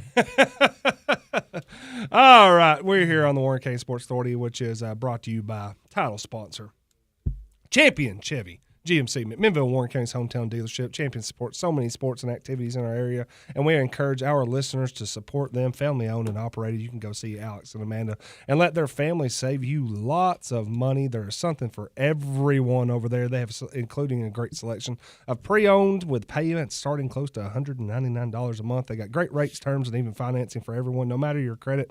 Our friends at Champion Chevy GMC will work to get you approved on a great new or pre-owned vehicle. Visit Champion Chevy GMC, hometown dealer with hometown prices. Champions of the car game in the Middle Tennessee area. Warren County's finest. Warren County's finest. New car Warren dealership. County's best. Appreciate y'all, Champion Chevy GMC. Love what they bring to the Warren County Sports Authority. It's always nice to be tied to a champ. Absolutely. I mean, hey, when you're number one, you want to be around a lot of number one. Yeah, Stacy. They're ones and our ones. Ben Loma Connect message board. Stacey D says, "Hello, where are the music or in the voices?" We're in the OT. We're gonna fix that. Me and Connor had a long talk today. Oh, really? For the 6 to 6:05 time. What we got? We got something coming. I think we're looking. Oh, ours our favorite YouTube guy. Hey, and I know he's on YouTube. Look at that. He's got the little YouTube segment. Yeah, and we got another one too. Yeah, he said we got two. We got back. Oh, Hutton! Hey, man. What's up, legend? Man. He's a legend. Hutton is a legend. Yes, Underhill said, "Thanks for the gift card last week. I love the wings at Mud Bums." And Hutton says, "What up, boys? Keep up the great work with the show. We're doing our best, man. Doing our best, Hutton. Hey, we're just trying to outdo what the Titans do on a weekly basis. Trying to hope that Amy Adams struck doesn't come over here and buy this place. If she does, boys, we're out the gate. 88. We're also working a man down right now, but we should be here soon on that. We'll let y'all know about the disclaimer as well of the Warren County Sports Authority that the thoughts and opinions expressed on this show are of that of myself, Coach Chris Sullins, and of Trev Evans when he is here, and they do not reflect the Main Street Media, Radio WBMC, which we're not on anymore, so that's not or Main Street, basically Main Street Media, YouTube or anything like that, or any of our advertisers. Our opinions are our own; they're not theirs. Jeff's primate opinions. Easy now. We're gonna get there. We're gonna get there. Don't take it. Hey, don't. It's an avoiding disaster. Exactly. Trev reads that one. Okay. So Yes. yeah. I'm just trying to save you. I Jeff. know what you're doing. I know what you're doing. You're trying to take words out of context, make those things there. Hey, in fact, too, and while we're at it though, get into the Ben Lomond Connect message board where in football, the more points you have, the better chance you have of winning the game. When it comes to your internet, it's the same concept. More upload and download speed you have, the better chance your home or business has of winning the game of life. That's why Ben Lomond Connect has unheard of, industry-leading, synchronous gig broadband for price of $57.95 for both homes and businesses. Hey, listen, go to benlomandconnect.com. Start winning today with Ben Lomond Fiber. Some exclusions may apply. Ben Lomond Connect, delivering that internet at the speed of light. Oh, the speed of light. Well, but I'm actually sending text to our non-guy. Yeah, to get over here. Yeah. Hey, man, I had to go get a haircut after the practice. And wrap it up. Let's get over here. Yeah, get in that message board. I got to attend a wedding really quick. Yeah, I can get that $15 gift card from Mud Bums. And Underhill just told you. Great time. You can go get some wings at Mud Bums with that $15 gift card. Wings or your favorite beverage of choice. Watch Frosty beverage, Watch some Sports Authority over there. You can do a little bit. Put the headphones on. Watch some Sports Authority. Maybe get a little wrapping wings. Actually, it's Wednesday night, so you could get wraps or one top and pizza. That's their specials on Wednesday as well. All right, Sullins. Well, hey, listen. While we wait on Trev, can you get me some Nelly queued up? Yeah, give us some Nelly. Give me some Nelly queued up. Hit my theme music. Hot and so hot and hurt. So hot and woo! Hey, are you sweating through your couch cushions? No, probably not because it's really, really cold outside. And if you are, go to see a doctor. Yeah, but hey, if you need to, but if you're over there shivering, shivering in the house. Like I was. Well, it Yeah. sounds like a time to call A&Z. Heating and cooling. Yeah. Family owned, locally loved, and turning hot messes into cool comfort or cold into hot for over 20 years. Whether it's diagnostic repair, twice a year maintenance, or brand new HVAC replacement, they do it all. And I mean all from A to Z. Need ductwork fixed? They got it. I want to make sure your system doesn't quit now that we're in the cold days. Yes. The barren cold Those days where the pipes freeze. Yeah, well, they schedule prevention too, and if you are pricing out a new unit, estimates are free. Yes, free, like actually free. So, hey, call A to Z Cooling today, because when it comes to your comfort, they can do it all from A to Z. Call 931-389-8200. Take your medicine this week. I went a little too literal on this, Coach, but I will have to say it's tough, man. You know who needs to take their medicine? I want to hear it. Our boy Scataboo. We need Scatta through. We need him to be taking all his medicine, doing all the right surgeries, get all the right things here, because my goodness, he was the face of the league 2 weeks ago. He was the face of the league. And now he's your turn your head and look, because you don't want to see this ankle dislocation. Don't put that back on television. Oh, my So it was goodness. a full dislocation. Oh, I didn't know my what goodness. had happened. Goodness gracious. It's not only dislocation. I hate I'm this. pretty sure that what I read today, I mean, they had to do emergency surgery. I believe the bone went through. Oh, so a compound fracture. Compound fracture with the dislocation. Mercy. Yes. That was the reason they got it. Which, when I say that's the reason, of course, when he dislocates you, you're going to get him off field. But he had emergency surgery. And if you I read a little bit about it today. They think he's going to be back next year, but it got a lot of ligaments, and it's not a good thing. So yeah, usually it's like a metaphorical take your medicine. This is a literal. Yes. Do everything you got to be out there, because it's not the same without Scataboo. No, it's not. It's not. Oh, man, it's tough. It was tough seeing all that go. Oh, my goodness. Yeah. Trev's Oh, there he is. But yeah, Scataboo. There's Scataboo's favorite fan. Look at him. He's got theme music now. What up, boys? I think you saw it live, did you not? Not live. We were at the airport when it happened. Oh, you were at the airport when it happened. Yeah. So we saw it at the same time, because we both went to the medical store pretty quick. Like, y'all that's y'all not both, good. Yeah, y'all both came flying through there, and then I went and then I did the stupid thing, which is like I go look up Scataboo, and I was like, oh. It was brutal, man. It was brutal. Don't do yourself a favor. Don't do it. Don't do it. Don't do it. I promise you're going to be better off if you do not do that. But yeah, I was telling Trev, I think I maybe said it in the message board. Here's how you know that guy's going to be a face of the league. The Philadelphia Eagles fans, who probably are the worst fans in America. Am I right about that? Yeah, maybe a little bit. They're pretty bad. I mean, they threw rocks at Santa Claus. They're just passionate. They threw rocks at Santa Claus. They're just passionate. Okay, they're very passionate. They basically almost standing ovation coming off the field. Trey Butler says in the Ben Lomond Connect message board, Big Dom brought him some pizza and cheesesteaks. Respect for that. Big time. Yeah. Yes, exactly. Oh, man. So you can I still don't want my ankle dislocated, but I would want some cheesesteak. you can tell the respect that young man has built around the league in a short amount of time. Yeah, sure. So we wish him well because he plays hard. Plays hard. Yeah, and again too, like I said, sometimes we're a figurative take your medicine. This is literal. Do whatever you have to do. People out there, the people with the medicine or the people doing the surgeries over there, take care of our guy. Those are we doctors, need him Jeff. back. Yeah, Yes. the people with the medicine. People with the medicine.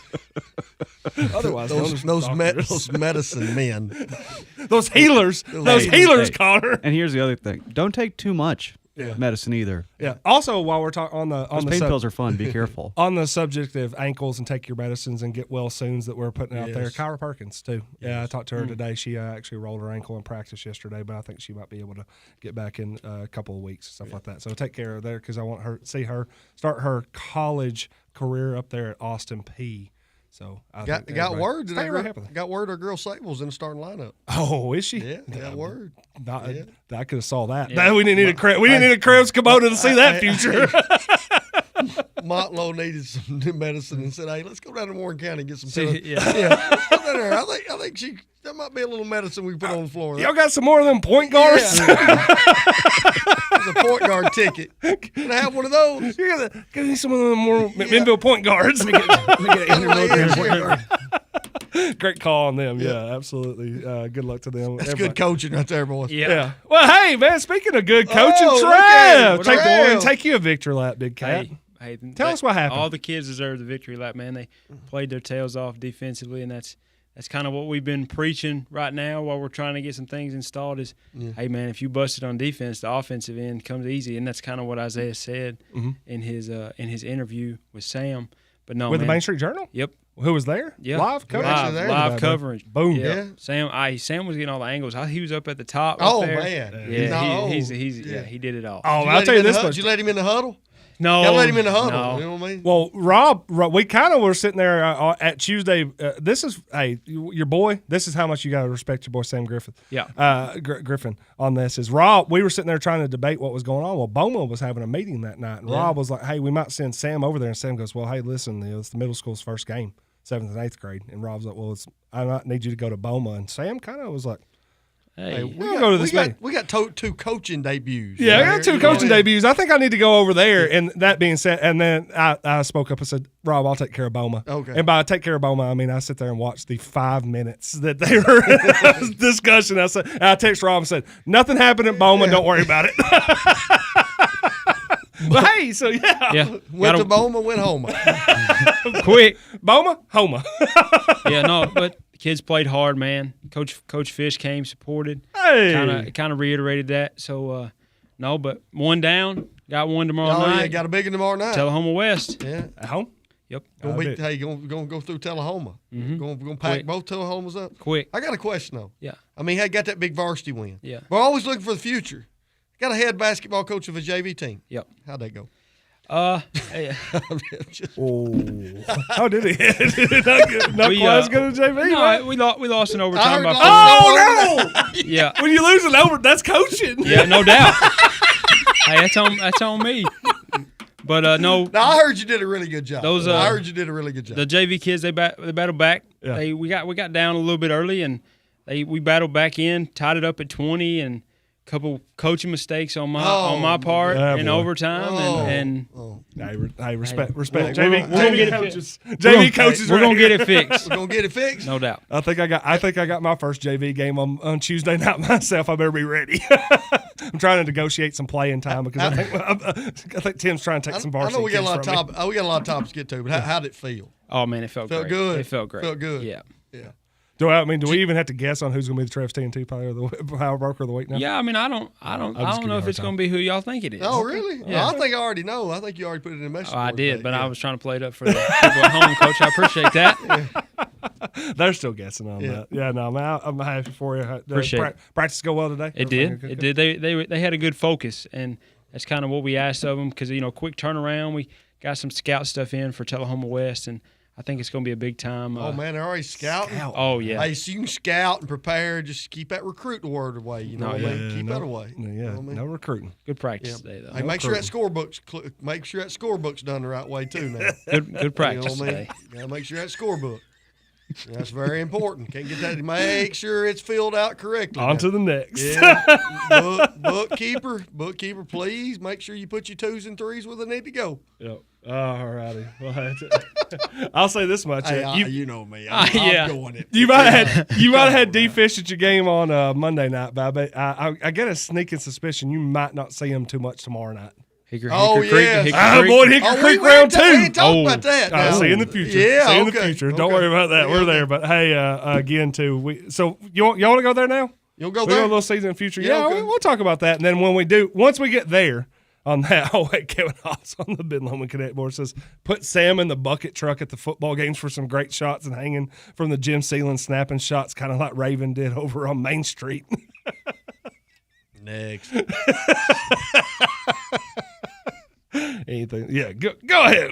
Sam, if you're ready to do that, you can talk to Chad about. Hey, maybe get Sam a full size drone and let him just drone. You know what I mean? Let him be a part of the drone. You know what I mean? He wants to go like his own blimp. You know what I mean? Overhead shots. All right, hey, if you're ready to tackle, you're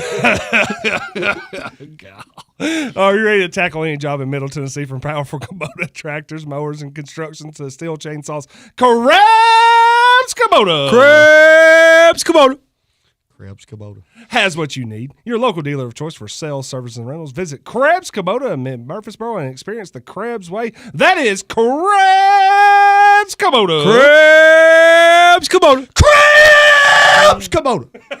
I knew it was coming. You knew it was coming. I had to save up for that one, boy. 615-890-1200. You can also find them at KrebsKubota.com. Seeing the future. Oh, we got one. I think we saw a little bit of the future on Monday night, Yeah, man. you wrote about it. Yeah, I talked about it on the show. playoffs. So you can't get on that. Jeff Griffin filling us in saying Sam's not getting in the bucket truck, boys. Dad just said nope. Nope. I think we saw a little bit of the future of elementary, what can potentially be high school basketball at two different schools, potentially with Hickory Creek and Boyd. And it was. We see this a lot.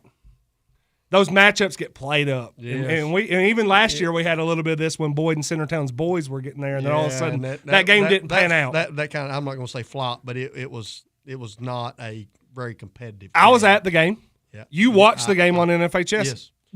A pretty compelling 3rd through 5th grade girls basketball game the other night. Oh. Hickory Creek storms back and wins 19-15. First of all, I mean the crowds were. It was wild. You had people up on the stage, high school students involved, crowds got into it. You could tell coaches had got in. Oh, they into got into it. Yeah. Shay was pumped at the end of the game. Of course, you got to love, you got people that don't like any calls that officials were making. You know Not at all. Yeah, it was rough. There was some boos and yous and some people holding some glasses out. Where you at? There was a lot of that. And then, I'll be honest, I 13-6, and it looked like Boyd had the ball game under control. I thought so, too. 13-6, and I think Hickory Creek goes on, a 13-2 run or something like that? 13-2 run to finish the game. At one point, I think they scored 11 straight at 13-8 to go up 19-13, and then Boyd ended up getting a last layup. But then, and even there at the very end, Boyd shot 2 free throws, could have cut it to a 2-point game. Just happened. But I just watched that game and I thought, you started to see some kids that even in that level, and I think on both sides that you're like, those kids are going to be something. Right, put an asterisk beside their name. I think the two that stood out the most to me personally, one on Hickory Creek side, Carafish. Yes. Who prototypical coach's kid, and kind of knew where she was supposed to be and did the things that she needed to do. When you talk about that, I didn't mean to. What I liked was we had parents running on the court. Well, parents on the floor. That was What? Yeah. Did you read anything? I put that out 4 times. It definitely definitely happened. It had moms decided to go. Oh, I did. I did. Check it on the kid. Yeah, hard foul. Somebody went down. Oh, no, not hard foul. Just out of bounds. But I mean, exactly. I did. There was no foul on that call. But I guess what I liked was we had heard in Trev. We've heard Jeff talk about this throughout the county. Both teams pressure the basketball. Yep. And pressure turns them over a lot. Mm-hmm. So that's kind of where margin of victory kind of gets. Like a lot of teams they play can't handle the pressure. Yeah. Well, that 3rd and 4th quarter, it was nothing about a pressure deal. It wasn't that they couldn't get the ball in bounds, all those type of things. You had kids that could play the game under those conditions. And it was competitive, and that's what I've always said. When you have elementary basketball games that are competitive, that helps down the road. That helps a whole lot more than a 30-2 beatdown for both teams. I'm glad that they get to do this back-to-back. Yeah. I mean, because the rematch, you got to think now. So, Tim Page and the Lady Broncos are sitting over there going, hey, we let one get away. Yeah. And, Painter's thinking, hey, now we're coming to our house. You got to come and play.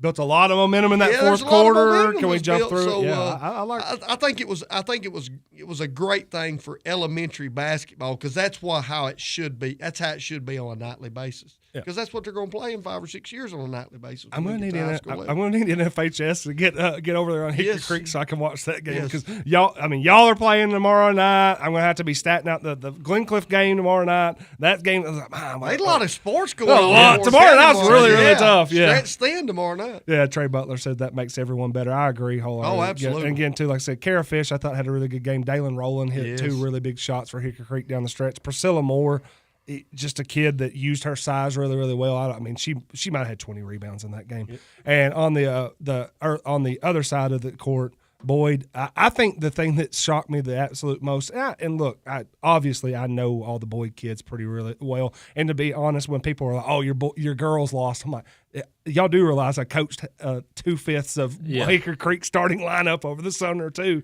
Like I coached kids on both sides of this game.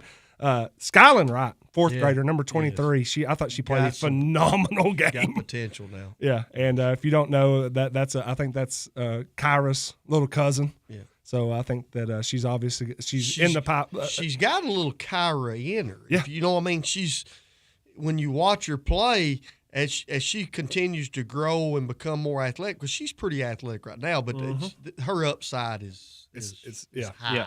Yeah, I was sitting there thinking about it because Scotty Mack was there, and he comes through. He goes 20. I was like, dude. I looked at him and said, fourth grade. I said, she's gonna be back in this league next year. And it's just like one of those head shakes, like, oh, good chance she'll be an all elementary. Yeah, I think she's got all county back, on that. But yeah, again too. If you want to see that rematch, go over to Boyd's point guard is going to be a star if she keeps progressing. I think I agree with Trey on that. And again too, there's a lot of good kids in that game.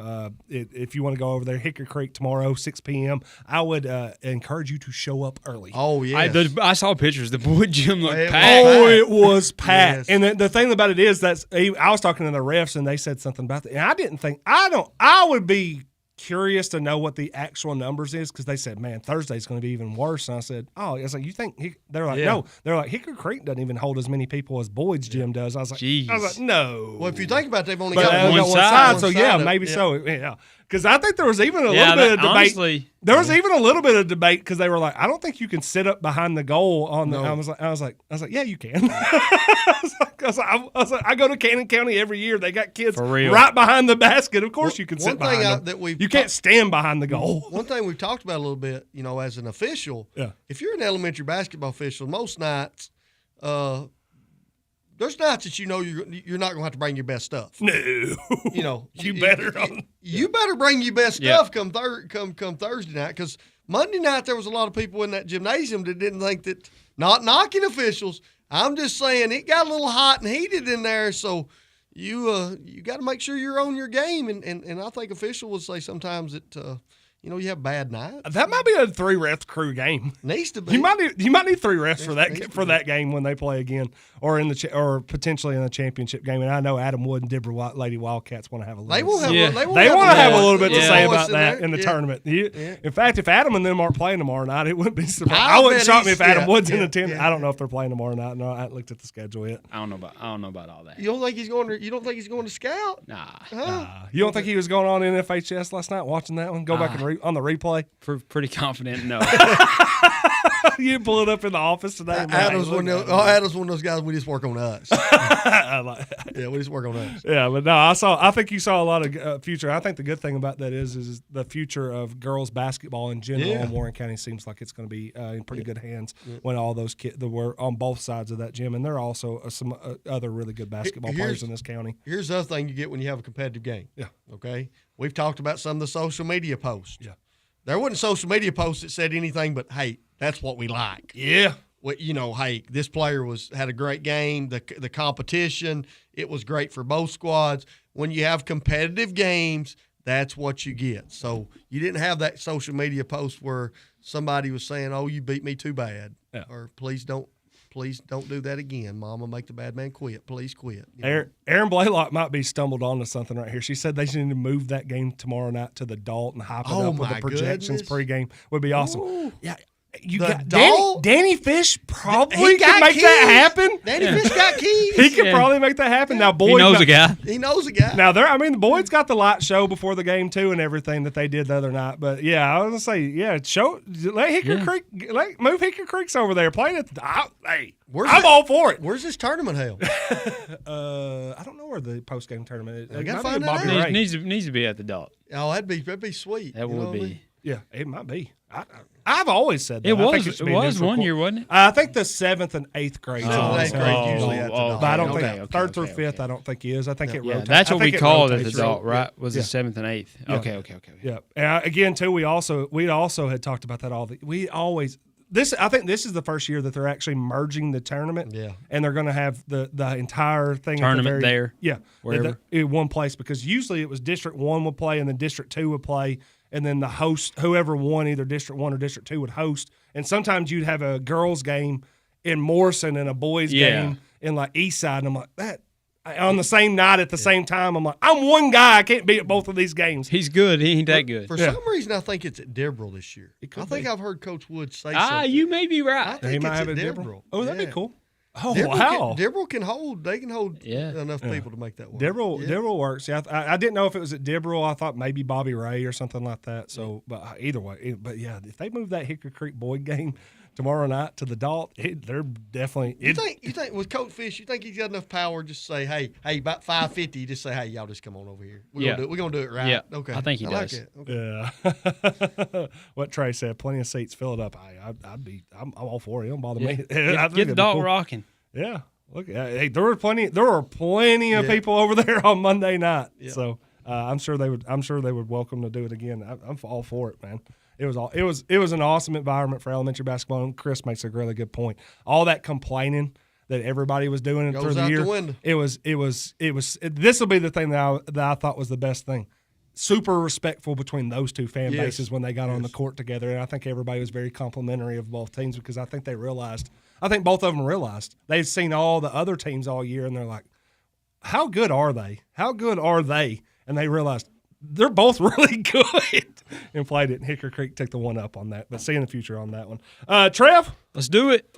We're gonna do this, and then we're gonna save Sullen's rant of the week because apparently Sullen's got some kind of question that he wants to ask. Is that the rant? In fact, you know what? No, I've got a question. No, let's do that right now. So Trev's TNT Power Broker can wait for a little bit longer. Let's go ahead and do the McCorkle because we said we were going to do it right when you got questions. here. I'm gonna ask the last question of this. Go okay. ahead. McCorkle Landscaping Random Question, sponsored by McCorkle Landscaping. If your yard is ready for a makeover, let McCorkle Landscaping bring your outdoor vision to life. Owned and operated by Mitchell McCorkle, pioneer legend, local landscaping expert, offers everything from nursery services to custom landscaping to retaining walls, irrigation system, and full hardscape designs. Need grading, solid insulation, land clearing, excavation. They got you covered. You want to refresh your space with weeding, mulching, or lawn resurfacing? No problem. They even offer professional design consultations to help you plan your perfect outdoor space. Big job or small, residential or commercial, McCorkle Landscaping is your go-to team for reliable quality results. So call today, 931-212-5174. Again, that is 931-212-5174. McCorkle Landscaping, digging deep to build your dream outdoors. Yeah, I think I'm starting to see – I'm saying, hey, I see Blaylock in here. Danny Fish is going to float. I hope Danny Fish floats is in here. I want coaches in here. I want Grayson, Ballou. I want Blaylock, sound the alarm in y'all's Warren County High School coaches text and say, hey, listen, Sullins wants everybody to tune in real quick. Because he's got a question that he wants everybody to ask. Go ahead. I want y'all guys to. Do you have a random rapid question? Yeah, it kind of steps on my avoiding disaster, but that's have we already done avoiding disaster? No, we haven't done avoiding disaster. Well, anyway, we have to wait on you now. We'll get there. Yeah, you're the ad read for avoiding disaster. Y'all can do it, didn't it? No, we can't. Anyway. Not without the ad read. So my question was how big does this deal with the NBA and the game? How big is it going to get? Love that. Great question. My avoiding disaster, we'll do the ad read in a second, was going to be the NBA because what I'm saying is they cleared Terry Rozier before the FBI got. The NBA did, yes. Yes. So how big does it get for the NBA and even beyond? Well, I think it's bigger than the NBA. Yeah. I think that it's going to grow. And I'll just leave it at that because my rant may have something to do with that. My bad. No, nothing. I like that you asked that because that is a legitimate question. I think it's just bigger than we realize. I agree. I think it's going to be bigger than we realize. I think there's going to be some people that are going to end up having to that are going to suffer some big time consequences for this. Not just Cherry Rozier and Chauncey Billups, who I think was announced today that they're on leave, unpaid leave. That I think the Players Association said that they were going to fight that. I'm like, good luck on that one. But I will pick your battles there. Yeah, that ain't one you. And I think it could not have come as a worse time for the NBA, considering the first week of the season, the start. We said this 2 weeks ago. We're like, this is the year that the stars need to shine brightest. Y'all need to show up show out, make it what everybody does. SGA comes out and has a 50-point game. My boy Victor is absolutely going crazy right now. Luka had, I think, a huge 40-point game before he got hurt. Austin Reeves, 50. Yeah, I was like, you had all these things happening, and it's like, man. And then all of a sudden, it's like, bring up the NBA to the general person. I'm like, they still play, or they just bet on all that? Yeah. is that decided before the game starts? I'm like, ooh, that's tough. And I had forgotten that the NBA had cleared Terry Rozier. Yeah. And I was listening to a podcast today, actually, and they were talking about it, and I was like, oh, that's a terrible look for them. Think about the Miami Heat in this situation. They traded for him. Yeah. And now he can't play anymore. And if I'm the Heat, I'm like, whoa. We gave up assets to get Terry Rozier. I mean, there's a lot. This rabbit hole is just starting. I think this is a lot bigger than one league, though. Yeah. No, I agree with that, too. I think that's going to be the really tough one on that one. Good question, though. And I think wish they would remake The Sopranos. You might get your wish. Yeah, this is Polly Walnuts running the NBA scam. Yeah. Speaking of that, but this is nice that you brought up the NBA, because I'm going to shift gears on my question, and still in professional sports leagues. Boys, the World Series is going on. Do y'all care? No. I heard that they went 18 innings. They went 18 innings. Shohei's playing, who might be the best athlete that's ever played. Now, that being said, what he's doing is flat out impressive. Yeah. Unbelievable. It is a level that even the great ones, they're wondering how is he doing these type He things. was on base 9 times in that 18-inning game. But I've said this for a couple years, and I'll continue to say it until somebody say no, and they bring in facts about this. Yeah. The Major League Baseball does not resonate with a younger generation. It's tough, man. It just doesn't. Now, I love college baseball, the College World Series, but you tell me, be honest, how many people have asked you about the World Series? Nobody. Let's be. You got this was a Rob Nunley question. He asked me. He said, "Ask if anybody cares about the World Series." And I was like, "Oh yeah, that's going on." Well, you've got one of the largest markets and probably the best team with the biggest international star. Yeah.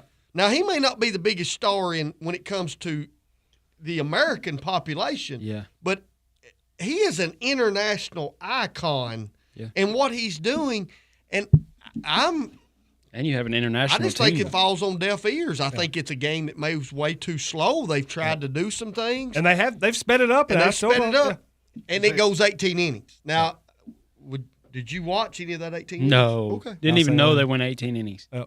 Yeah, David Collette says he's on that juice, Chris. That's some good juice.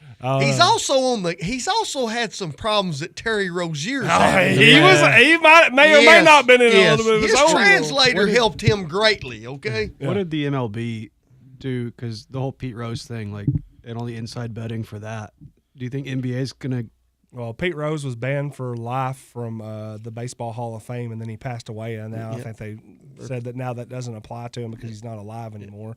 But yeah, they kind of. Well, when you get banned for life, and then Trey Butler says in talking about the NBA, say if you're the owners of the NBA, are you not calling for your commissioner to step down? Of course, David Collette said this is professional. This is gambling's about all in professional sports now. Just get it. This is what's going on. I'm like, it's tough. It's a part of it. You can't disagree with what David Collette says because hey, we're talking about this gambling deal like it's the worst thing in the history of man. And as soon as we go to commercial, it's DraftKings and FanDuel. Yeah. I mean, I went to go watch a podcast about this, and it was maybe Blake Griffin or something. But I hit the podcast, and the whole thing's like talking the gambling scandal, and you get up there, Prize Picks. I was like, I can't. I got to sit through a 2-minute commercial about Prize Picks before I can listen to y'all talk about how gambling's bad. Not only that, at about 5 o'clock when this broke, about 4 hours later, 4 hours before, the NCAA on the same day says now our athletes can actually bet on pro games. I was like, what? And then the ESPN ticker that they were talking about, where they're talking about, and then all of a sudden the corner brought to you by DraftKings. No, it brought to you by ESPN Bets. Yeah. And then all of a sudden they took down the entire bottom screen. It's like, maybe somebody got on the phone and said, "Take it down." Is the worst part just the fact that he was doing it underground, basically? No, the worst part is this. When you're getting into this, you're throwing athletic competitions. Yeah. His deal, Terry Rozier, with these player prop bets. Allegedly, my bad. Allegedly, he sent a text that said, "Hey, I'm going to get injured." Allegedly, midway through the first quarter, so pick the under on the prop bet. Yeah. Do better about committing And then, crimes. and then allegedly they were at his house counting money. Yes. Allegedly. I thought allegedly. It's all allegedly. Yes. But we're trying to save us. I don't know. I'll be honest. I don't know how you get it out of the leagues. How do you? There's not really going to be a good way to do it because I mean, even if you're doing it like through DraftKings or sports books or whatever, I mean, you just tell someone instead of texting them, "You dumbass, don't leave evidence of your own crime." Yeah, but a lot of this has to do with when red flags are thrown. Yeah. If Terry Rozier has a player prop bet and 78 people decide to bet on it 5 minutes before the game, it raises there's a huge red flag there. Yeah, I mean, there's. You want to hear a wild suggestion? Tell me. You want a wild suggestion? Allow them to only bet overs. Only bet overs. Hey, if Terry Rozier wants to bet, and all of a sudden his over under is 14.5 points, he goes, "No, I'm betting. I'm scoring more than 14.5 points." They have to bet you can only bet your overs. Well, then here's your because that just because in that incentivizes sense, incentivizes them to play better. Well, here's the other problem you're going to have with that. There's not enough balls to go around. You know? Because all the overs. Jeff's still missing two of his. All the overs. No, we found them. Okay, good. All the overs would equal 178 points. You know what I mean?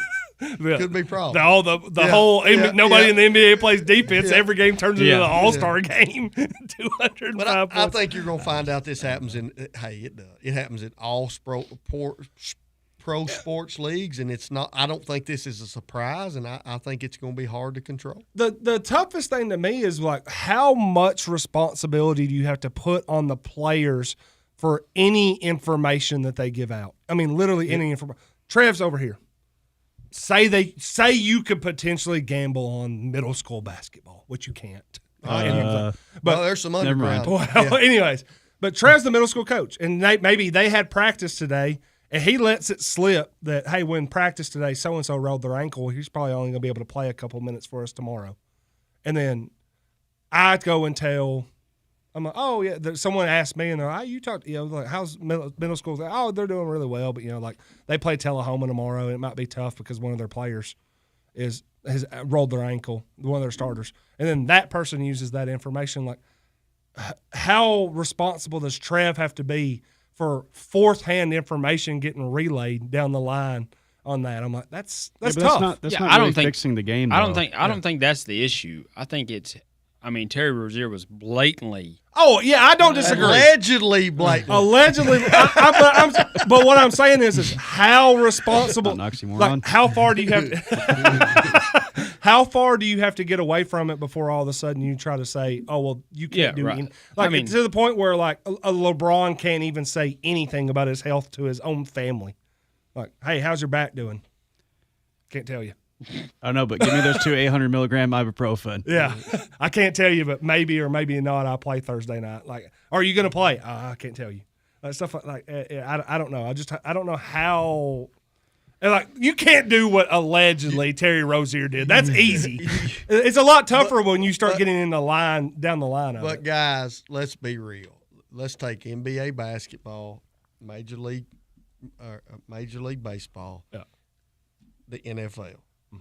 You don't think that this is going on every week? Oh, come on, man! Well, come on. Let's not put the glasses on and think that this was an isolated incident. I think this is happening.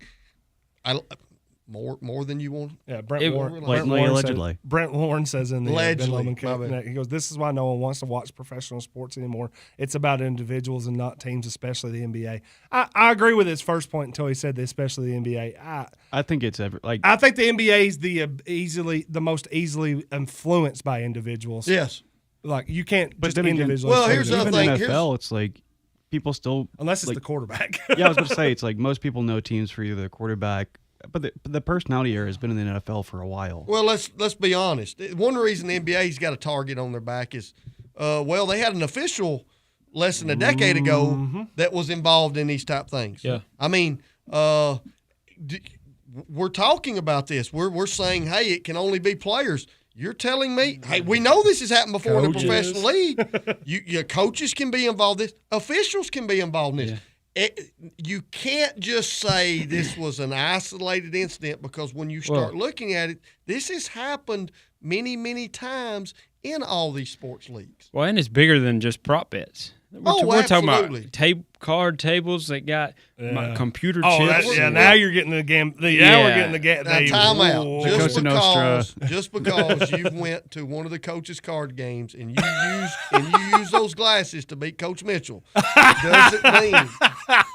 He actually brought that up in my text. And you shot me down. You didn't beat Coach Mitchell. It was a good line, though. Yeah, but it's just a blatant. It's allegedly. Allegedly, it didn't happen. I think I did beat him because I think he left before we did. So I think he took all your money or something. I don't Maybe. know. Allegedly. That might be. If you remember when we used to That's have the name of the show. That was the name of when we had to name the shows. Allegedly would have been the name of tonight's show on that one. All right, Sullins. Well, you've been teasing this question. Let's go. Hey, all the coaches out there, and now we got 2 coaches in the room. Something that's been overlooked this week. Okay. Ole Miss played Oklahoma. Lane and the Ole Miss Rebels beat Oklahoma. And as that game is finishing up, Lane is walking on the field, and he has words with a player, an opposing player. And it wouldn't have been talked about if there wasn't a camera. The microphone was right there. Here's and you know, guys, I like Lane Kiffin. You got to respect what the guy's done. He's been through a lot. You know, he's went through the whole circle. I didn't like it. No. I had a trouble knowing that a coach is talking to a player in that way or that aspect. My question are to coaches, have we, and I'm just old school, I can't imagine in any way, shape, or form or fashion back in the 90s when I played, and Lane talked about how this player had talked to him. I can't imagine Coach Andy Jacobs, which I was on the low end of the poll, or Coach Bobby Luna let me talk to an opposing coach. Oh. You know me as well as I do. Hey, Sloan, who I love to death, loved to talk to opposing fans. You've seen me get after him like that can't not happen. Yep. But have we got to the time now where that's how it is, that you got coaches, that you're allowing coaches to talk to players, and now players are giving it back? I think you're on a slippery slope there. I want to know what some coaches think about this. Yeah, Trey Butler points out in the Ben Lomond Connect message board they went back and forth on Twitter, I guess, as well. I did not see any of that. But which is crazy, too. It's just crazy really as a coach. You're doing that You're on going Twitter. on Twitter. Yeah, but I mean, Kiffin's a child, man. Yeah. Well, he acts like a kid. I don't mind Lane Kiffin as a football coach, but what he does on Twitter and now it's like, dude, you're a freaking football coach in the SEC. Have some class. I don't disagree with, and I love Kiffin to death. Yeah. Hey, he's supposed to get paid. I agree. No doubt. But you just hit it on the head. I think Lane Kiffin is not mature about this whatsoever. No. And even if you said it was a friendly exchange, and I think I saw the words, and I think it was something like, hey, you're not talking as much right now as you were during the game type deal. And I get it. And I think he tried to make it into kind of like a jovial. We were bantering back and forth, and I'm like, I think it was Joe. He tried to do that, but when he realized the cameras were on him. Yeah. I think he went at him. If you really looked at it, he kind of looked at him and said, hey, you need to shut your mouth. Yeah. You ain't got nothing to talk about now. Yeah. And then Lane did the whole USC shuffle. This kid, he was talking a lot. We were having a good time, blah, blah, blah. This is why I respect guys like Kirby and Saban and some guys. Can you see Nick Saban doing that to an opposing player? I don't understand it, man. I can see Kirby Smart doing it. Really? You can see Kirby doing that? No, I'm talking. I agree with that. But what I'm saying, seeing Kirby Smart tell another player on an opposing team, and really, what shocked me a little bit is, I think 10 years ago, if this would have happened, classless on the sideline. Yeah, if this would have happened 10 years ago, just cheering for his team, man. Y'all got off base here. Sorry. My bad. Y'all got off base. My okay? bad. It got personal. But 10 years ago, yeah. 10 years ago, if Lane had did this to a player, I think a coach at Oklahoma would have said, who the hell do you think you are talking to my player that way? Did you ever? Did this ever happen to you in any time? In any aspect? Because I'll say it did. It did happen to me. About I think it was my second year coaching. Something was said in the post game line, or I don't know. Somebody didn't give a hand, didn't slap hands or something, didn't give a handshake, and the opposing coach started talking to one of our players about how they were supposed to act. To which I immediately looked at him and said, "You need to coach your team. I agree. I will take care of our team." It's like it's not your place to talk to our kids after the game, win, lose. I don't even know. I can't even tell you if we won or lost. It didn't matter. I'm with you. I just don't see that ever being something like you don't talk unless the only conversation you should be having after a game with an opposing is great game. Did a good job. Well, I'll say this. When I say this, did this ever happen? Trev knows we were close to a lot of those district coaches. So we've talked about. So they knew our kids. We knew their kids. Yeah. There's no doubt that CJ and Coach Mitchell would banter again with each. And when I say banners, like, hey man, but that was in like fun. It was in jest. Yeah, if. I'll never forget if I think Slatton came diving out of bounds one time, and we kind of dapped each other up and stuff like that. But as far as I don't think I've ever got to know. I don't think there was ever a time that you were going to tell Grant Slatton after a game, you're not talking now, are you? See, I just don't think that happens. No. And we've got even with the relationship, we've got coaches that I respect a ton. I know Danny Fish, Gooby. Those guys are not doing that. Coach Ballou, I can't see him looking at another player. Yeah. I'll be honest. Here's my question. How did Lane get away with it? Because it's Lane. But have we changed? Because I don't think you could have got away with that 10 years ago, Trey. Well, Kevin Hobbs does point out that Woody Hayes punched a player on the other team. Woody Hayes also lost his shot. He was fired. That's what I'm saying is, no, I'm not saying what Lane did is something that's not happened before. There's been no repercussion whatsoever. It's because it's Lane. If that was Kirby or Coach Saban when he was coaching, the uproar and the outcry would have been something crazy. I mean, heck, Coach Smart, people were upset after we beat Auburn. He got up on like a trainer's table and was swag surfing with our fans.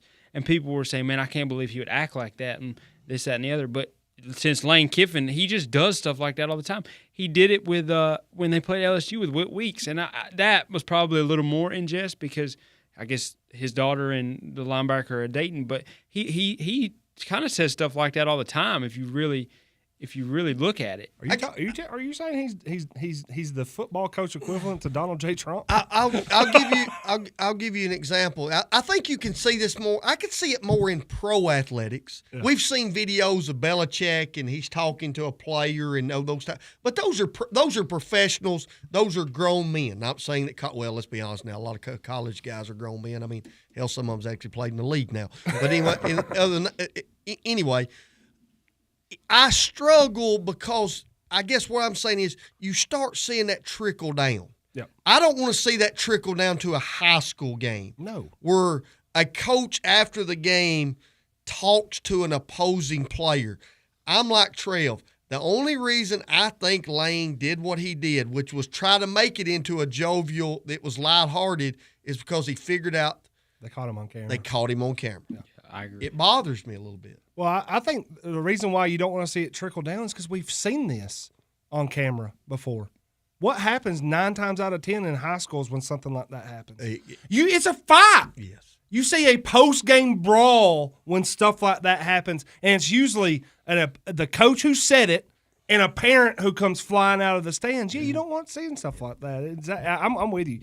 There's nothing you should say. You should, in my opinion, you should never say anything to an opposing team's players other than "good game, you played really well," or "hey, congratulations," anything like that. Anything else? I mean, like you said, you have existing relationships that go beyond, but like trash talking right after a game like that, I'm like, yeah, it's not. It's Trev may be right at some point. I think that probably a little bit is Lane. I think some of this is the NIL era because all these guys have transferred, so they know. Hey, he might have been a kid that played at at Ole Miss last year for all I know. Well, I know he's a pretty good player, so there's probably a pretty good chance that Lane had tried to throw some money at these kids. Yeah. You know what I mean? Those are the type of things that go on that have changed the dynamic of this.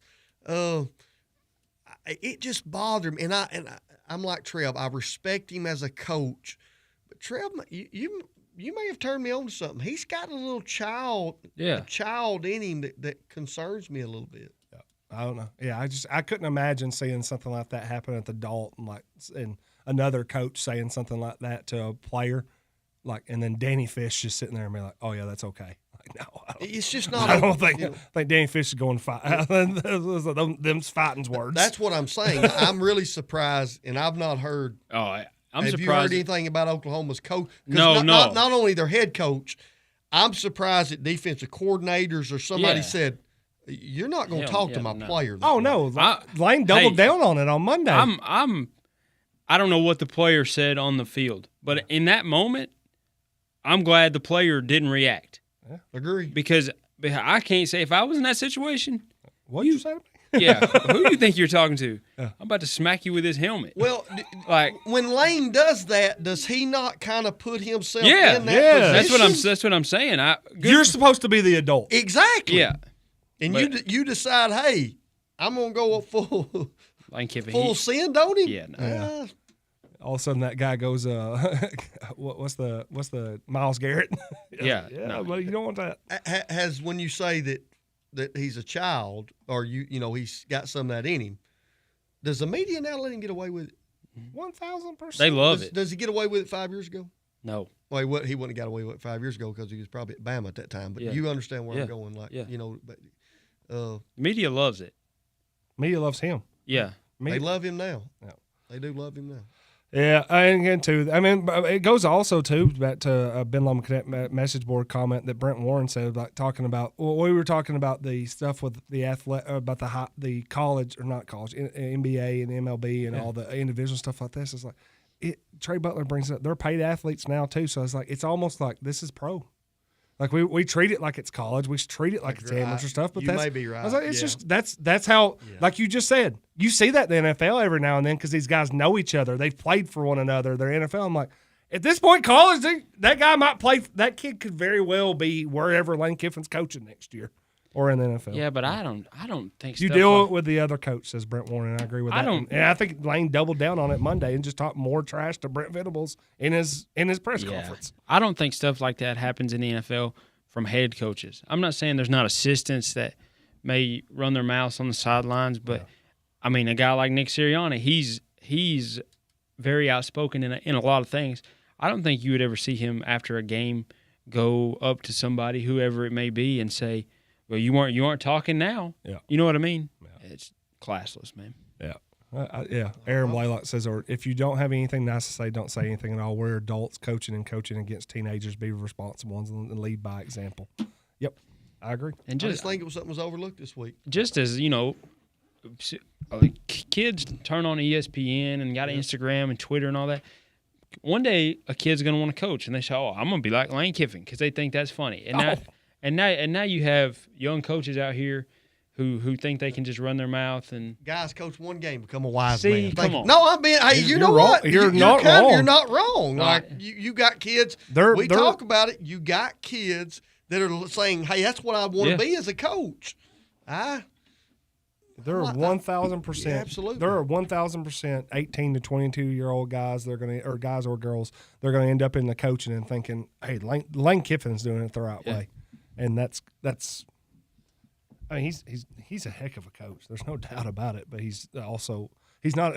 He's a great coach. He's just not a great adult. Maybe. Yeah. What's funny is they actually say he's got better as an adult. He must have really sucked He must about have been 10, on it. 15 Yeah. years ago. Back with the UT days, man, which is probably, he Yeah. was turned, yes. Checks out. It does check out. Solons, come on, man. You know enough about some Tennessee backstories to know that he's actually grown a lot. Hey, his maturity level's doubled. It's now 1.2. All right, Trev, let's do the TNT Power Broker of the Week before Solons gets to his rant of the week. The TNT Power Broker of the Week brought to you by Napa of McMinnville, our friends over there at Napa McMinnville, including Thomas. Solons, tell us just a little bit about Napa. Oh, Napa McMinnville and that fine crew over there doing the things that you need to have in the auto parts business. Delivery service second to none. The Milwaukee tools that they have, oh, you can't beat those tools that from chainsaw. They got a chainsaw to weed eaters to blowers, you name it, they've got it. Connor, don't say a word. Okay. First class service, Thomas, and they're there every single morning to help the community. We're proud of. Hey, they're an OG. Been with us been for a minute. Was they won. You need a battery? Go get you a battery. They'll check your battery before they sell you a battery. You need tools? They've got them. Oil changes, oil filters, washer fluid, anything for your car. You need a set of brakes. Hey, Trev, I know after basketball practice, you coming in there hot. You need some new brakes for that vehicle you got. Go down there. Thomas will fix you right up. I'm going to give you the phone number I call. Jeff's going to have another. My number I call is 473-8496. That's the direct line to Thomas. Yeah, I got. How did you? Because I've called it for 30 years. It's right on the head, son. I'm just going to go 473-8496. Napa of McMinnville. Thomas is going to love. That's not his. I mean, that's the direct line his to phone. Napa. It's not his home phone number. I was like, bro, that's crazy. Not giving his home number out. That's not giving people's addresses out. Yeah. This is what's bad. Every time he's read that and he reads that phone number, I'm going, that's not the one I use. Oh, we're using that. We're going to use that one for this one. Yeah. That's good. That was a good ad read. I have nothing more to add on that one. I like that one. Yeah, Thomas, you can send us a new one if you want to for November, but I want to try. Just let me keep going. We had to mix it up. I talked to Thomas. He came out personally. Yeah. Hey, they got a new battery charger. You guys need to go down there and jump box. Need to go there and investigate that. Son, it'll jump any vehicle in McMinnville. There you go. Hey, Trev, who's our TNT Power Broker of the Week? We're going to double dip this week, boys. You double dipping. First, we're going to go with the Pioneer Senior class, and got their senior night win 50-0. Name two of them. Grant Swallows, Isaiah. Grant Swallows. You just screwed that up. Brady. Dang. Yeah. Isaiah. This is why we shadow bound him for the Pioneer pregame show. Isaiah, Xavier Simmons. Yeah, I'm just giving you a hard time. Pioneer Seniors. Isaiah. What's his last name? You said Grant. When he said Grant, I went, it's not that kid's name. That's a bully moment if I've ever seen one right there. Go ahead, Trev. No, Pioneer Seniors, though, yeah. No doubt. But the other one, Jay Walker, boys. Yes, absolutely. He could be a power broker every week. But what he's done over his time here, read the story this week that you wrote about him. And Jay, if you're listening, I just want to say thank you for all you've done. Seriously, as a kid growing up, two things that I did was go to the newspaper and read what Jeff had written and then get on YouTube and listen to some of Jay's calls. So. And it was a privilege to share the stage with you a little bit when we did Turner Time and we did the Matheny Minute. Learning under you for just a few tidbits, I'll never forget. That's awesome. That's a great one. That's awesome. Good job, man. Nice job. I like that. You know Jay's son's name? Drew. Okay. Attaboy. Just want to make sure you got that right. Attaboy. Good job, Trevor. That's a good TNT Power Broker. Appreciate it. Like it. Grant Swallows. That's tough. Grant was a pretty good football player. He was. I bet Grant had a good senior night. I bet he did. I promise you right now, that's not the first time Brady's had that happen either. He's like, yeah, but I feel bad. I'm my own man, I promise. Let me be me. All right, let's cue up the Solons rant of the week, and then I'm going to leave the room for a second. I pee. I'm telling you, man, I'm getting old. That's what it is. 18 Diet Cokes. What? I'm holding it. Yeah, I mean, come on, we all got to pee. Hey, Songs Around the Week, sponsored by Supreme Building Products and locally owned and operated since 1963. Supreme is a full-service retail lumberyard offering quality products at competitive prices. What do you need for your next home improvement project? Do you need dimensional lumber, roofing material, Benjamin Moore paint? They have that and more at Supreme Building Products. Make sure to be following Reese's FYI Fridays for the latest weekly specials. Shop local, shop Supreme Building Products. Putting it at 5.5 minutes. I'm going to take the over. And I'm also going to say that this is going to be one of those ones that goes viral when we put it out on the line. Connor already's one camered it. So Trav's got the clock ready to go. Pee, man. You're all over the place. Hey, here's where we're at.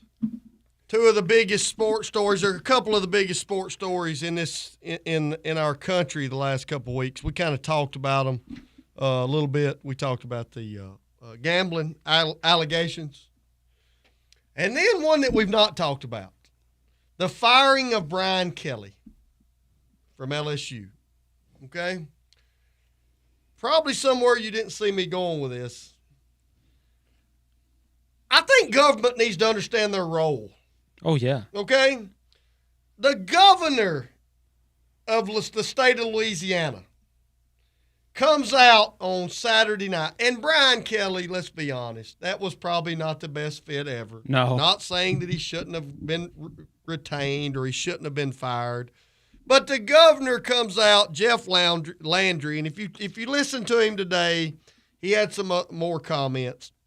One of his first on Saturday night was, hey, we need to take back the money that was brought in on the extra revenue on tickets and those type things because of the poor job that Brian Kelly has done.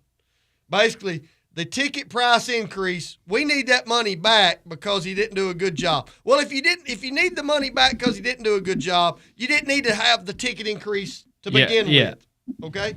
And then you're starting to hear that the governor of Louisiana basically got Brian Kelly fired. And he talks about it today.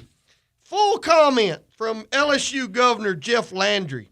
Louisiana governor. My bad. Louisiana. What did I say? LSU governor. Oh, he kind of is. Well, that's what I'm saying. He's trying to be the LSU governor. Okay? He basically says, we're not going to let our AD make the hire. Where does the damn governor of a state decide, hey, I'm going to start running Louisiana State University? I got one for you. Has LSU dropped out of the top 25? I have no clue. Oh, absolutely. They're not in the top 25. They should. I got one for you, Governor Landry. I got one for you. Hell, you might want to get in the top 25 when it comes to a state, because in the U.S. World Report this past year, the state of Louisiana ranked 50 out of. There's 50 states, Trail.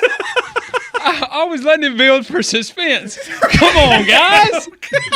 And Trev may be from Louisiana. Who knows? You cut me off. Hey, here's some ranking scoreboards there, Jeff Landry. Crime and correction, you rank 50th. Economy, 50th. Education, worked your way up to 46th. Proud of you there. Moving up. Physical stability, 46th. Healthcare, 44. Infrastructure, 48. Natural environment, 49. And opportunity, 46. They should have fired you before you ever took the freaking job.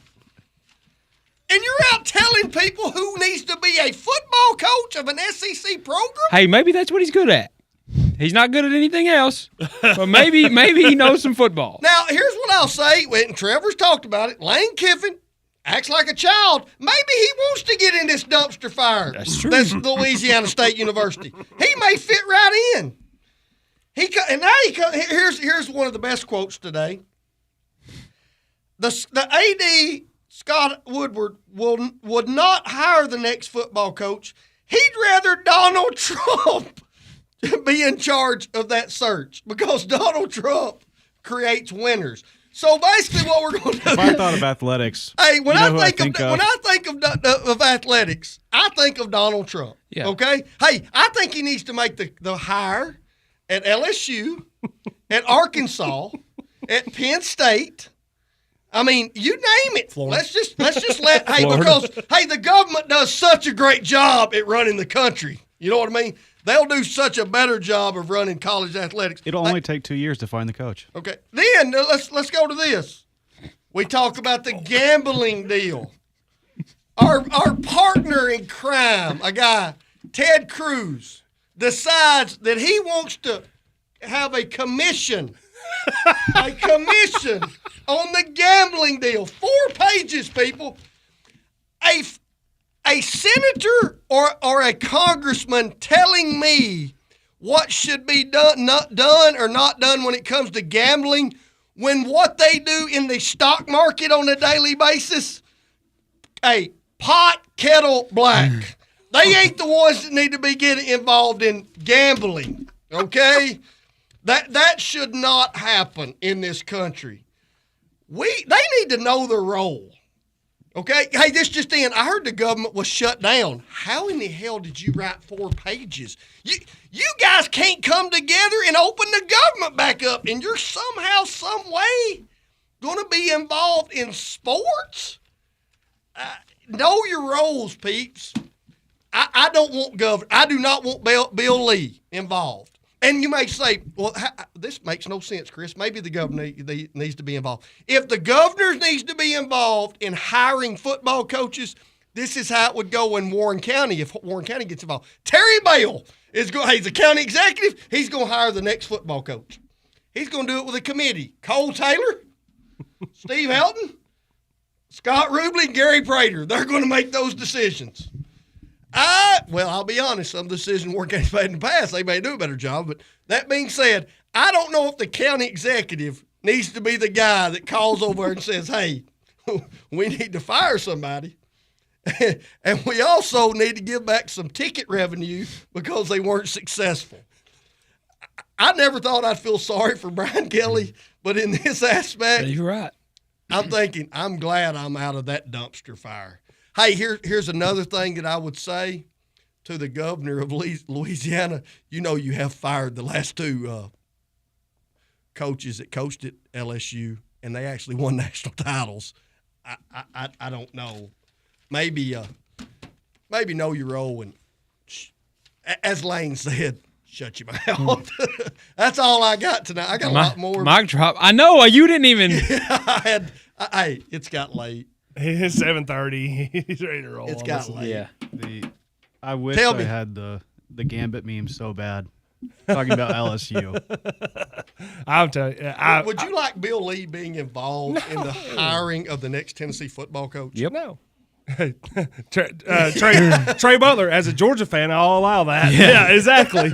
Yeah, I mean, let's get as many people in there. I mean, we just had this with that. That would be like the same thing that you said. Tony V's gone. Bill Lee going to hire a new baseball coach. Bill Lee says, hey, I'm I got it. I'm got Don't worry, boys. I got this. Hey, my cousin, he played baseball 40 years ago. He'd be a great coach. I got one. LSU's athletic director, Scott Woodward, who, let's be honest, probably didn't do the best job.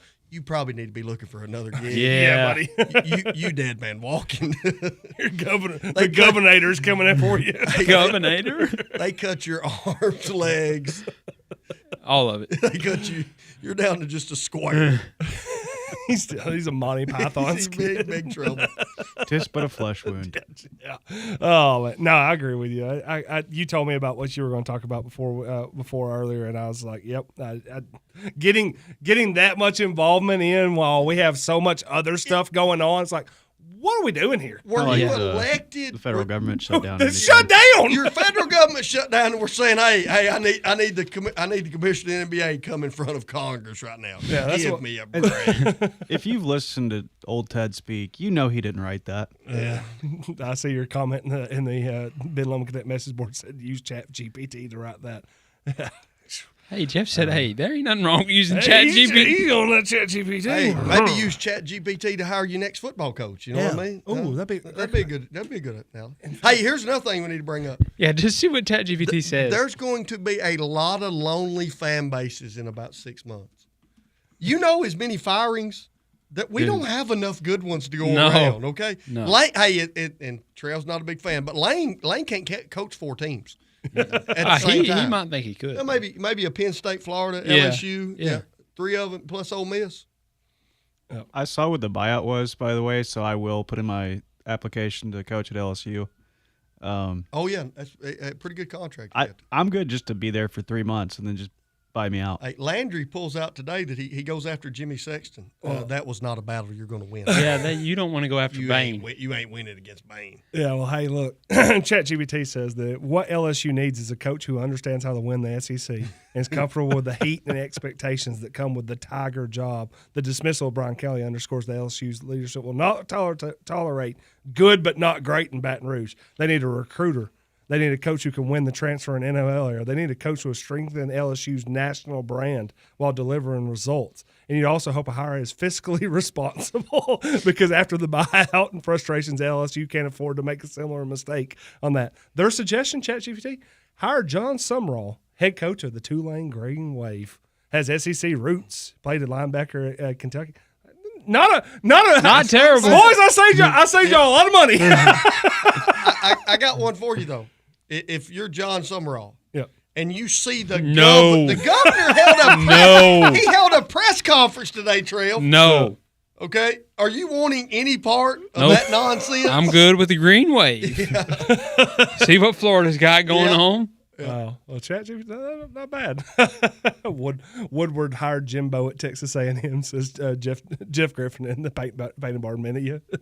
I do not agree. I do not disagree with what Jeff Griffin's saying. Woodward has been involved with 2 of the largest buyouts in the history of college football. That still, in no way, shape, or form, tells me that the governor of the state of Louisiana needs to be involved in the hiring process. Caleb Underhill says Ted Cruz. I'll send the rant to them. I'm behind. I love the rant. I'm telling you. What's funny is if you listen to any of the Louisiana people speak. Yes. I'm not saying their intelligence isn't there. Well, right now but they it's do sound like 46. extras for Deliverance. Numbers don't lie. Hey, numbers don't lie. Hey, Jeff, do me a favor. Landry, our governor of the great state of Louisiana, please get in the top 25. Hey, maybe climb the ladder a little bit. Just a little bit. Yeah, just a little Be ranked higher in your own football team. It's hard to shout from the bottom. Yeah. Or maybe add another state or two so you can't be, maybe be the 50th of 51 or 52. You know what I mean? Maybe bring Puerto Rico on board. I think this is why Tom Segura wanted to build a wall just around Louisiana. Yeah. Trev, tell us a little bit about Adam Wood. Adam Wood. Oh, yes. Hey, do what Brian Kelly couldn't. Avoid disaster. Get good insurance. You know where you can get that? That's Adam Wood in Farm Bureau. Give him a call today at 931-668-7075. Once again, that's 931-668-7075. Or stop in and see him at 6282 Manchester Highway. Oh, we got an address now. Yes. I had the address too last week. Just forgot it for a second. Stop in and see us anytime right across from Country Club Market. Adam Wood. Nice. Adam Wood, up Farm Bureau, the sponsor of Avoiding Disaster. Trev, I know you had one. Yeah. But Sullen's had one too. Let him go. Sullen's, go with the one that you told us about. Well, as bad as I want to stay out of the state of Louisiana right now, there's one other state that we need to stay out of. Can we go north? Yeah. A little north. We got to stay out of it. We got to stay out of the state of Mississippi. Yeah. Slightly north. And east. Yeah. Tell us why. This just in. Yesterday, if you've not heard, there's some rabid monkeys that were being hauled. Allegedly. Allegedly through the great state of Mississippi, and we had an accident. And we had an outbreak episode real life. Okay?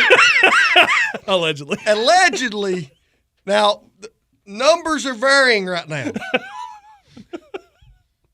We've took down some of the monkeys. It basically said we euthanized some, which kind of led me to believe the great state of Mississippi had some law enforcement that said, pow-pow. Pow-pow. Pa-pow. Pow-pow. Pa-pow. Where's it at? Wake up, Carter! Oh, sorry. I didn't realize I was reading the actual story. Go shots! Yeah, hey, the actual story is probably better than anything that I'm throwing out. I was trying to find, because there's an update right now. Yeah, that's good. I was reading the update. My bad. Be ready to give us the update. We have varying numbers of either 1 to 3 monkeys are still on the loose in the great state of Mississippi. And if you see them. And if you see, oh! Hey, and that's the first time I would ever recommend doing exactly what Connor tells you to do. Do not let a monkey in the home. Those monkeys allegedly have hepatitis. Is that Allegedly. correct? COVID. Allegedly. Herpes. Herpes. Allegedly. That's another one. And let's be honest, there's a chance that one monkey has all three put together. Oh, no. It's a modern miracle they're alive. Man, use protection. Those are test monkeys, okay? First of all, I've been in the trucking business for almost 5 decades with my father. We get calls all the time. I've never got a call and said, hey, you want to haul some monkeys? Some contaminated monkeys. Some contaminated monkeys. Allegedly. This is a quote from the sheriff's department, by the way. Yeah. The monkeys were dangerous and posed a threat to humans. I've not got that call. No. You know what I mean? Appropriate actions after being given that information were taken. They killed them? We put them down. Yeah, but we didn't kill them all. No. That's what I'm saying. You got to lock your doors if you're in the state of Mississippi. This is going to make the greatest horror film ever. And they're also rhesus monkeys. They're not very big. They're 16 pounds at their heaviest. Yeah, but I and they guess look like Tom Hanks from Philadelphia because they're so diseased. What was concerning about that is they were doing some shots. If you did any research on this, or there was some videos of those monkeys like in the median. Yeah. And they were camouflaged pretty well. You know what I'm saying? You kind of had to look hard. You had to look hard. Like, is that what is that? Well, it's a monkey that's got herpes, hepatitis, and rabies allegedly. Allegedly. So loosen the wild of Mississippi. Do yourself a favor. If you decide this weekend you're going to take a trip down to Tunica, turn around. You know what I mean? Man don't want to go down there and lose his life. Losing your money and getting bit by an infected monkey would suck so bad. Yes. The worst week ever. Man, I just lost $30,000 in roulette and I got bit by an infected monkey. What is the hell, worse, man? losing $30,000 or getting bit by an infected monkey? Probably the monkey. And Jeff brought it up today. Yes. What's more dangerous to mankind? And the zebra. Or the Mississippi monkeys. Those zebras are mean as shit, though. No, but you can't. Yeah, but you can see a the zebra can't hide. The zebra's camouflage. They found the zebra pretty quick. Hey, there's a zebra. Have they employed the drones yet to find? Have they put the drones out for the monkeys? That's a great idea. That's a great question. I think that'd be. Somebody get Rob Williams on the line. Hey, Rob Williams. They just go straight to predator drones. Hey, Rob Williams, whatever your fee is, triple it. Because there's people in Mississippi right now that's really upset. Hey, how upset would you be if you're living? Hey, first of all, we've decided we're going to move infected monkeys through my state. I don't think we need to do that in a 24 by 48 foot trailer. You know what I'm saying? There's got to be some kind of regulation. If I live within 10 miles of where that wreck was, I'd be like, dude, I'm out on this. Federal government, quit worrying about gambling and start worrying about real gambling. How are you allowing monkeys to be transported? Here's what you do if you're Mississippi. Yeah. Because you know there's some rednecks out there that want them mounted on the wall. Would Adam Wood like one of those on the wall? Yeah. They can hang out at the Farm Bureau. Hey, you can touch all of the other mounts. Don't touch the monkey mount. Yeah. It still carries some residual That's herpes. another thing. If you kill one of those, I mean, how long can you go before you can go over and really pick it up? You know what I mean? I don't know. Just wear gloves, There's man. a lot of research that needs to be done. But it scared me, man. I was like, hey, my question is, how far can a monkey travel every day? I don't know. I think pretty far. Their endurance is like ridiculous. Swinging through the trees, man. I don't know what to tell you. It's crazy. And the problem is if you shoot them and everything, I watched Anaconda. Monkey blood brings in the anacondas. Now we're in really big trouble. Y'all never saw the movie Anaconda? Oh, my goodness. I think I'm the only one with you, yeah. You know what I'm talking about. Boys, I'll tell you right now. If by this weekend I hear the word Monteagle and monkey, I ain't going to be here with you. The Monteagle. Kevin Hobbs says that story's like the cocaine bear. Exactly. By the way, do you know the real story behind that? Yeah. Like, oh, man. Your side's hurting. I had a fat attack. I laughed too hard. Don't do that in Mississippi. The monkeys will pounce. That's what they're waiting on. We got him. See, He's got burgers in his pocket. Big man down. Here's the problem I've got about these monkeys. We don't know how we know how a monkey works. Basically, like a normal one. Yeah, a normal one, but we don't know how they work. A juiced up monkey works. We got juiced up monkeys on crack here, just running around the interstate. Allegedly. Be careful. One might steal a car and start driving. Hangover 2. Oh, hey, would you love to break that story? Would you and Nunley love to break that there's monkeys loose in McMinnville? I can see the headline now. Main Street Journal exclusive. Stay home. What would have been Rob's headline? I'd have to let Rob and Seth would come. Rob and Seth are the headline writers. I'll let them go. But where's the board game? If it brings Robin Williams back, I'll take it. Oh man, someone sent that this today, and I was like, "We have an outbreak situation going on right now." Oh no, it's literally like the movie Outbreak. Exactly. It's exactly literally like that. It's exactly Outbreak. And of course, Tulane immediately put out these monkeys were not infected at all, which is a what I would lie. say. Yeah. If I just let loose the infected monkeys, dude. If this is how monkeypox actually spreads, it'd be wild. Well, what really bothers me is, let's be honest, now when you're driving down the interstate and you look over at that trailer, you're going, what's in there? What's in that trailer there? Yeah. Oh, man. Oh, that's so good. We can't top that, boys. No. Do you call 911 if you see the monkey? You know what I mean? I don't know. What do you... I mean, really, what do you do? How do you handle it? Monkeys loose on the juice. Monkey juice. Some poo juice. I don't know. Please tell me you have the monkeys queued up to roll us out. Roll us out of here. I was trying to find one. Oh man, Trev, man, thanks for joining. Appreciate it, guys. Everybody that was in the comment section. Keith Fleming, you are our winner of the Mud Bums gift card, $15. You can come pick that up tomorrow. We'll have a name on one for you. Everybody else, all of our sponsors, we appreciate you, especially Champion Chevy GMC, our title sponsor. We just love being in business with the champions. 1600 Sparta Street, McMinnville, Tennessee, 473-1535. For Jeff Simmons, for Chris Sullins, for Trevor Evans. No, wait, I did that way wrong. For Chris Sullins, for Trevor Evans, I'm Jeff Simmons. We'll see y'all next Wednesday on the Work. The monkey juice got him.